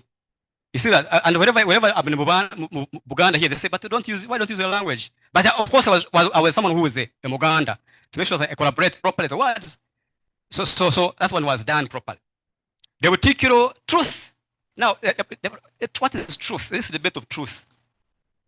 But can we keep saying that it's not truth? That's why we have archaeologists. Go and dig and find out. If a person died here, can we find the body? Of course, we have had issues with my brother Eugene. I was asking if humans were also part of the other animals. What the truth is, but there are some things that must be true. If you are born on this date, of course, some people change the years. But there must be a proper record of something. That this chair was made on this date. But the date is questionable. It's questionable. Depends on whether the Chinese calendar. That's true. But this is the calendar. The calendar. So it's not from the vacuum. It's not utopia. It is something that is following a certain pattern of idea. So the truth must be that everyone says that there's no truth. I may have a problem with you. If I find that you're saying there's no truth, I will tell you that it seems to not exist. Because we will not even be having justice, we will not be having courts of law, we will not be having anything, because there must be something to we call truth. Otherwise, everyone will be killed. If it was not truth, there was no truth. Did you kill someone? Yes, they did so. And then there must be something that you must confess. Now, lastly, I need to consider. I want this one to be clearly captured, because people may take it in another way, that I have removed the gender from my work. Yeah? Yes, but I want you to take it here to listen to me carefully what I mean. I said the new truth that since the study was not looking at the consequences or impacts, okay, however much I had that data, I decided to first put aside and push the argument of responses. And the response, I'm saying women are part of the response. And that one should be clear on the answer. So that they don't say that someone was plucked out. I don't pluck out anything. I was trying to negotiate with my work on whether it is relevant or not relevant for this work. So that's all. Because I know some people say this man is the one who plucked out these things. I don't I did not pluck out anything. Okay, thank you very much for those questions and comments. Okay, thank you very much, Joseph. I'll now like to invite the public to participate. Let's take an opportunity to pick from the online participants. And we thank you very much for listening in and being with us all this time. Kindly make your questions precise.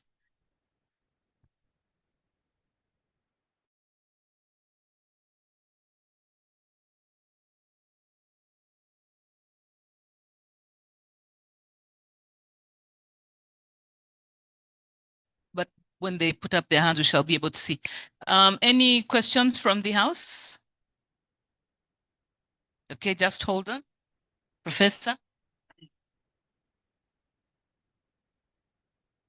Thank you very much, Joseph, for this spirited response, quite a deep passion in what you're doing.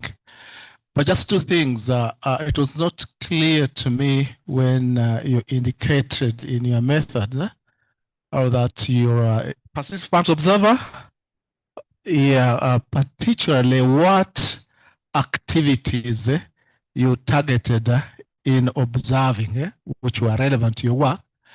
And then an interesting point is when you try to triangulate your sources of information by even going to cross-check with a gravestone and found it marked a particular year. Yeah, I was just wondering whether, given the stature of the person, whether you also went into records such as the newspapers that may have also captured that, because the gravestone itself, because it's indicated date X, may not actually mean that person died. We have had cases where people came and claimed that their grandmothers, and there was a case, grandfather was the owner of the place and they pointed to the grave, but the community could not remember. And when they excavated, they did not find the skeleton of a primate. It was of a canine, you know, but clearly given a name and marked as evidence in the court for them in terms of the ownership of the land. But it was an interesting point that I just took note of.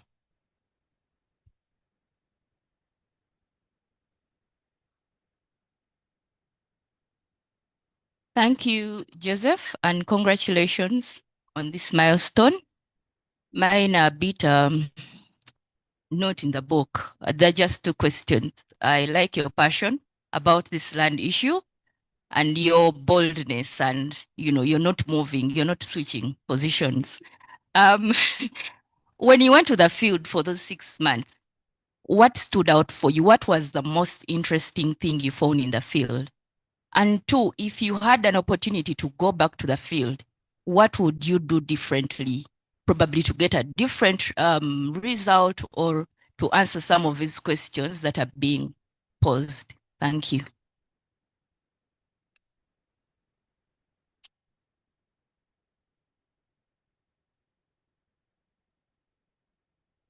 Okay, I'll give an opportunity again to the critical reader for something that he thinks we need to finalize. Yes, I'm glad these people are calling me a critical reader, not a devil's advocate and not a comedian. But now the question is on the major title of your thesis, which is saying subaltern struggles and resilience. Are you satisfied that the subalterns in Mubende are resilient or are just hanging in there?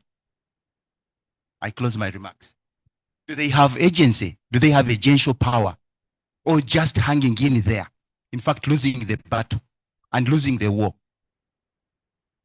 Okay, thank you very much. Let me also take the opportunity since I'm here and ask a few questions. I think we've talked about my interest in your work.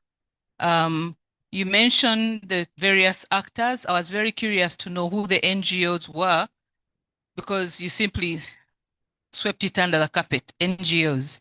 It would have been important for us to see who they were. Number two, when they take an advocate for the community to German to make their case, what do you see there? Isn't that some kind of secondary corruption? I think that is an approach that could have been used to disenfranchise, to dismantle the whole process. Because even just going on the plane was, I imagine, very eventful. And so what is the role of that? Number three, in terms of methodology, I'm still curious to know how you used 3 research designs, because you had a case study, you had ethnography. There was a third one, which I can't recall, because historical design. I think that has to be addressed, especially one of the questions that was asked was concerning when you say you did participant observation, which I believe went within the ethnography design. What was the checklist? What are you looking for? And I think that that's where you could tie in the surveying and the geomapping and all that. That has to come out. And I don't know if you did that. Lastly,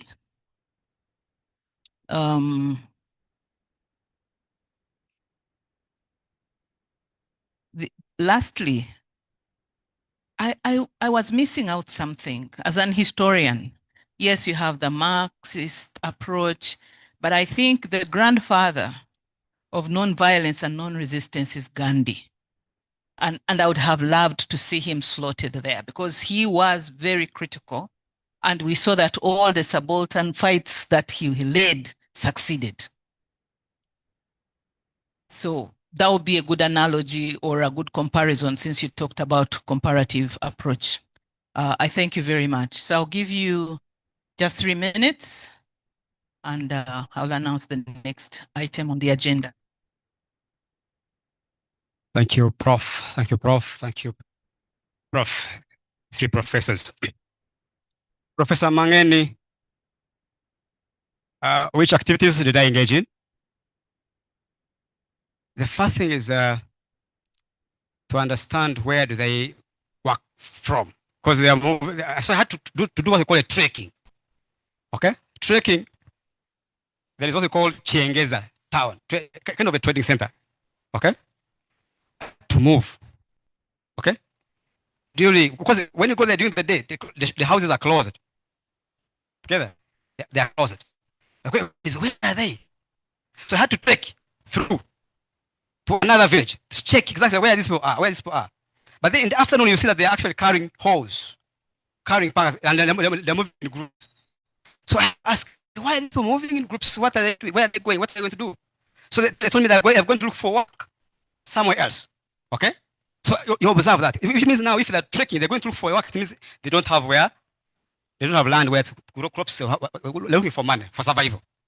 Secondly, what time do they return from work? Evening hours. Okay? Keep observing. Attend their church services to see the kind of languages they are speaking. And that's why I want to connect with Namitara's question. The first time I went there, I was listening to a language which I was not understanding.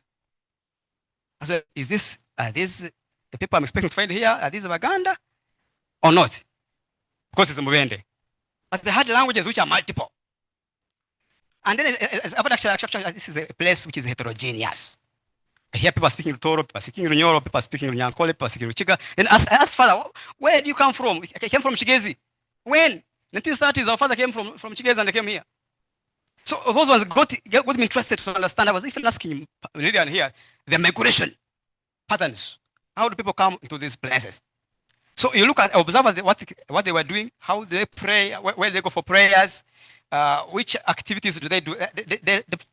What they only miss from what she's saying is that the court case which I was supposed to attend physically, it was postponed. Because there was a court case, a court which was to occur. I missed that one. And therefore, I don't want to, people keep asking about what can you do something new about that. No, it's nothing new I want to do. I've already done it. What I will do is I go for postdoc. I go for a postdoc and study other things.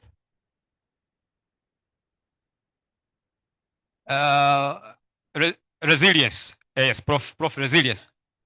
Now, for resilience, I can tell you the fact that there is a group of 136 who have remained on their course. However much they are suffering, they are still in the court. That's resilience. They said, we want back our land. We want our land. But the other 256, they have said, for us, we have given up. That's what I'm saying, that in terms of nuances, when you study these people as one group, you have lost the point. You must understand the internal dynamics, how people behave, how people socialize and relate. Otherwise, you say, some people are still there, some people, but also for the government. Now, I'm also worried for the future, in the future, how the government will respond by either paying these people, the ones who have accepted and leave out the one. And what will happen after another revolution, which will become in the future. Your question now. The NGOs, FPL International and the Action Aid. Action Aid was working with the community before they were evicted from the land. Okay? So when they were evicted from the land, they went to Action Aid and asked, please, can you help us? We have lost our land. So they came and gave them money. Actually, the 20 million they gave for the first court case was from Action Aid. Okay? Because the company asked each fund to provide 1 million as security. It's 400 million. Eh? So Action Aid was part to help them to do that. Okay? Now, for traveling to Germany, it was international. These people to Germany. A German from company, a company from an NGO from Germany, a company from Germany. You see that? That's struggle from the same company, from the same country. But for them, because it is a global international action, they want to help. But in my work, I need to, because I review the comments that I was try to problematize the politics around this kind of German ship. There could be some kind of relationship that we don't know. But since I can't, but at least I received such a comment and I'm trying to work on it. I think the design is, yes. Case study for me, I found it not sufficient. Okay. I had to deploy some. Actually, I used the word elements because he was asking me why you're supposed to use, you can't use the whole thing as such. You can borrow. For example, in the archives, if I want historical, because you can't tell me that a case study give you a chance to use to go to the National Archive. But I have to borrow from different designers to make sure that I answer the question. Yeah, there are many good points here, but I will try to reflect before I make my final submission. So if you did Yes. mix the designs, Yes. then it's a mixed method Yes. design. So Yes. it can't be all the three. Huh? You understand? We are mixing 3 designs. No, you can't. Why not? That's why I've said that if you do that, Yeah. then you have a hybrid of Yeah, a hybrid, design, yes. which is the Yeah, mixed yeah, methods okay. design. I get you now. Yeah. Hybrid, yes, you're right. Okay, we have one observation from the online participants. Someone was thanking you, Ulrich, I think in the UK. Someone was also asking about original contribution, which I think we dealt with much earlier. Anything else? Anybody else?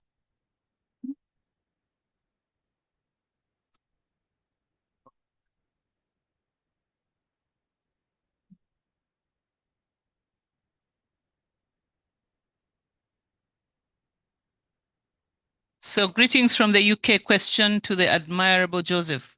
What would you say is your original contribution to the field? I think you need to answer that one question, and colleagues and all of us who are here, other than the panelists, I'll ask kindly that you step out so that we deliberate on today's events. Yes, Joseph, can you answer that question and then? Yes. I just for Larissa, I will just have few things to say. That when we are studying land conflicts, we have to be more conscious of multiple factors at play. And that's not to assume that what one group of people does applies to the other group. And to avoid generation, we must have nuanced experiences and see what are those things that don't appear common. Okay? So the agency, the human rights question, those are questions of human rights and others. What exactly happens when we have lost our land? How do we do it? That's my concern. How do we do it? And what do we achieve in the end? And if it fails, what happens? That's where I stop. Yes. Okay. There's an expression of interest here. Joseph, thank you, and sorry for troubling you on this one. There is a critical question that has come out twice about your contribution to the field of development studies. And I think as people who have been in the field for some time, this is the opportunity for you to assert yourself and say, in the field of development, my study contributes to this debate. And I think you have the opportunity to talk about, to criticize how international organizations, non-government organizations, international, local, and so forth, can help the subaltern to enhance or to advance their causes. You may not talk about it in terms of SDGs, but there's they're trying to bring about development here. And then the state, how does the state intervene in this kind of development? If anyone asks you that kind of question, you're writing something very historical. Where is development studies in this? You stand your foot and you say, this is my contribution. Thank you. So think about something. True. I think we are qualifying in the mentoring now. Thank you very much, Doctor. Okay, and I think that is not only for Joseph, but it goes for all of you who are here who are doing your PhDs. So thank you very much. I would like to ask that all of you leave except the panelists. Joseph, please also leave, but don't go very far. Please hang around. It will probably take us about 30 minutes and I'll call you back. Yeah.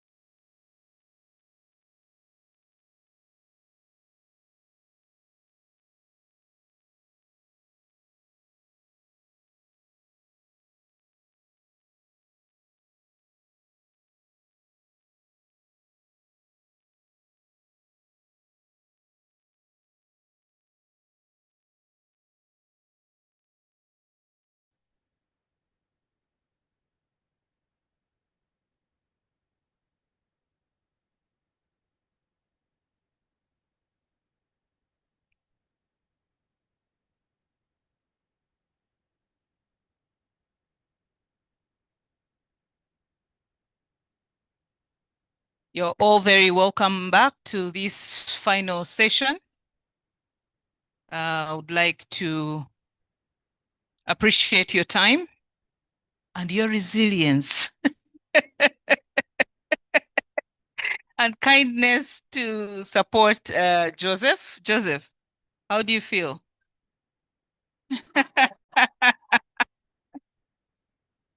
Not like a subaltern.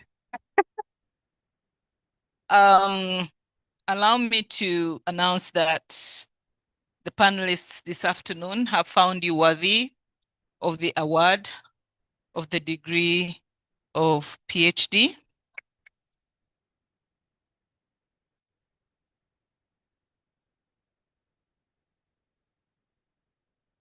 And you will not go scot-free. You still have a few things to put together. And we shall give you 3 months in which you should do this. The panel has also appointed one of your examiners who oversee all the corrections that I will read out very quickly after here. And that will be Dr. Rachel Dungu. For accountability purposes, we'll have to make sure that whatever we've asked you to do is done. In terms of issues that you should address after here, you could do the 3 months or even less. It could even be one night. I don't know. Depending on your measure of energy. Number 1, the panel has recommended you rewrite the abstract. And of course, consult the graduate handbook to know how detailed it should be and how many words you should use. The second, they recommend you enrich the statement of the problem. And I think one panelist already guided on what area you should lift to put where. Number 3, it has recommended you strengthen your theoretical framework so that some other units of analysis are presented in there. We need the theory on the state and a theory on the accumulation by disposition. Number 4, the methodology. We need you to expand your unit of analysis. It was very clear that your concentration was around the 401, but would like you to consult with the state, machineries. At some point you mentioned bureaucrats. I don't know whether that's the right word. The query company needs to be brought into the picture to be able to get their perspectives, because the work is heavily indicative that it was about the victims and not the other actors. Number 5, it has become common practice that we align our work with national frameworks, which you do, the NDP4. But it would be nice if you can also include the SDGs that are relevant to this work. And that will be important later in one of the final recommendations. Number 6, make a comment on the language and how you maneuvered or managed the conceptual terrain. You mentioned that there are many ethnic groups that were living in this area. So certainly, even if they are Bantu, the dialects are different. I know for a fact that sometimes one word in one ethnic group completely means something else in another. So let's have that worked on. Number 7, would like to reconceptualize the term subaltern. There's a general belief that we all understand what you mean. Are they settlers? And, you know, I think you remember the debate we had on that. That will help with the conceptual clarity of your work. Because many times if you talk about the Marxists, they call people peasants. Now for you, you're using the term subaltern. Number 9, I've merged 7 and 8. I don't want to be counting like someone else. Number 9, though you have to do some general editorial work, especially around your references to make sure that you are compliant to one of the methods that you're using, different style you're using, and be very, very thorough on that, as well as ensuring that other grammatical errors and so on are corrected. We still think you need to add, it might not be a whole entire chapter, but we need you to write on why have the subalterns failed to attain what they struggled for. As a matter of fact, without this, the work will still remain a little angled only in one side. Lastly, you need to be clear on the novelty of your work and its contribution to development, since you're a student of development studies. If you do all that within the time specified, I'll be very happy to see you in the tent in January, if at all that will be the month in which we graduate. And I congratulate you once again. Allow me to take this opportunity, of course, to appreciate our, we should call him grandfather now that he has come to visit and check on us. Professor Mangeni, once again, thank you for being with us. I would like to thank our panelists. I would like to appreciate the critical reader. And allow me on your behalf to express our gratitude to the Dean,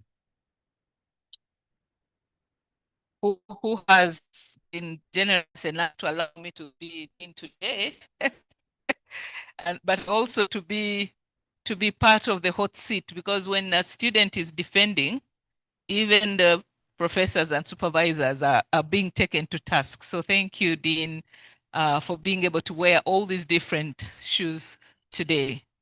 I think, allow me to let Joseph say a few words.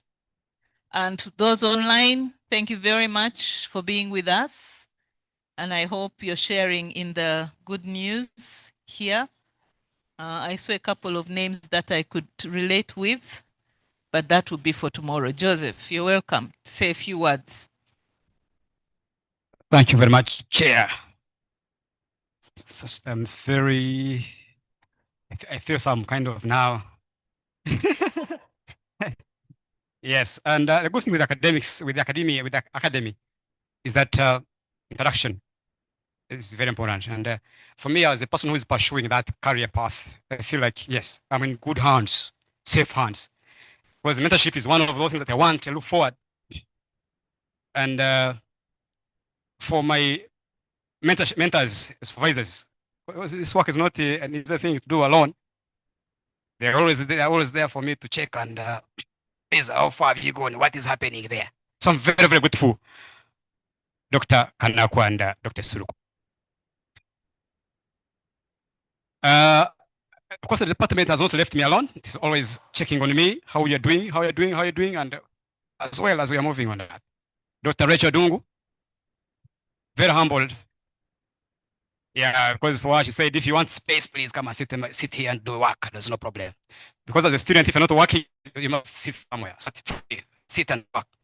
My compliments, this is a family, and our family should continue growing. So in workshop, in academics work, we're going to be writing together, publishing together. We need to do that. Madam Secretary, yes, Flores, she has been there. No, if you want to register, please don't quickly go. She said, Joseph, there's no problem. That's going to be sorted. And then the Faruko and Sandy, they have been here for us. For any workshop, they must be here to help us. They've been here helping us without any trouble. With the internet, because with internet is very good at helping us. Of course, the course 2024, they also came and joined us, but also they keep motivating us, encouraging us, push. Because we're looking at you as a, no? So we have that background of help. And then, of course, The family, they've been praying for me. They've been there for me, even if I lost my relatives, my dear ones. But at least I was able to push. Because my dad, before he passed on, for me, he would call me. He used to call me Joe. And whenever I was in Mubende, he used to call me almost every day. Wow, what's going on? What's going on? So, but that Joe name still reflects in me, and may his soul rest in peace. And my sister, who was also always praying for me, because for us, Catholics, you have to keep praying. Things will be okay. So that was really a family, supporting family, and also all the family members. Nicholas is there, is my cousin brother. So at least for him almost every day keeps checking on me. What's going on? So that family structure is very important. Now, the all SPL staff team, because we meet them, Professor told you, we meet them and they ask you how far, they encourage you. Esther is there. She keeps asking how far, where's the wow, My friend here, always the team of Gerda and choose team. Dr. Edgar Nabutanyi, Dr. Levis Mugumia, the principal, Esther and Duncan. Always on the ground. Always on the ground. How far have you gone? What is happening? It's pushing you. Not in bad faith, but they're asking you, please, they need some accountability. We need to move. So also the funders themselves, because I appreciate the fact that I've started from Makerere. Why? When you are, I'm telling you, I don't know for those people who started from there, I've traveled to different countries when I'm here. Because the opportunities, things are here. You see that? So I don't see that myself going to Sussex because I had applied to Sussex. I was like, why don't you do it for Makerere? It is a PhD by research. So let me be Makerere back. The labor, the people supervising me. Why do Professor Mangan is here? Why do I sit here and work? So Makerere, we should push this project.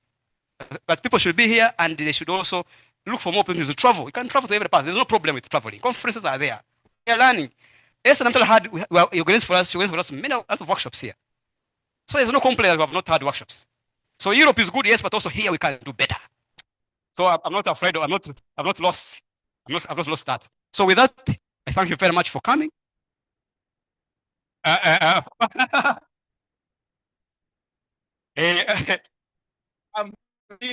still an opponent. Yes. Yeah. For the party now, I will straight talk to you straight as a professor. Say, Professor, the party is here. I will even visit your office.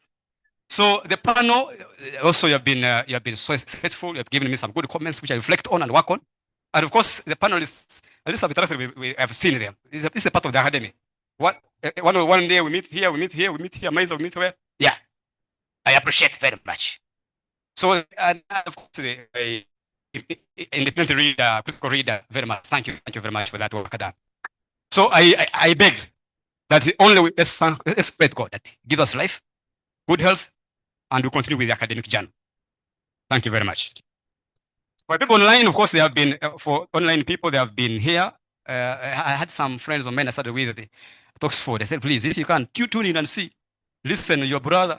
So they are here. I said, Jessica. So I thank them. I thank everyone who has been online. Please, thank you very much. Jacinta is in Kenya. She's our coordinator. They have been here somewhere. I appreciate it very much. Okay, Joseph, thank you very much for those very appreciating words to everyone. We also wish you all the best. Colleagues, this is a time when we ask Joseph with his supervisor and all of you to take a photo moment as part of the final session and accountability for why we are here. Joseph has mentioned traveling. I don't know whether traveling is synonymous with PhD. There's always that opportunity. So those of you who are coming up, kindly follow his advice.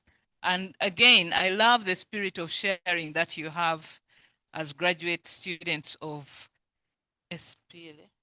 I was about to say it's SL. Yeah, for me it's always the SPLA because the other ones I write on. It's the Sudan one, the SPLA. Thank you for sharing. I'm fortunate to be welcomed also. I'm not doing a PhD, but I went to visit and I was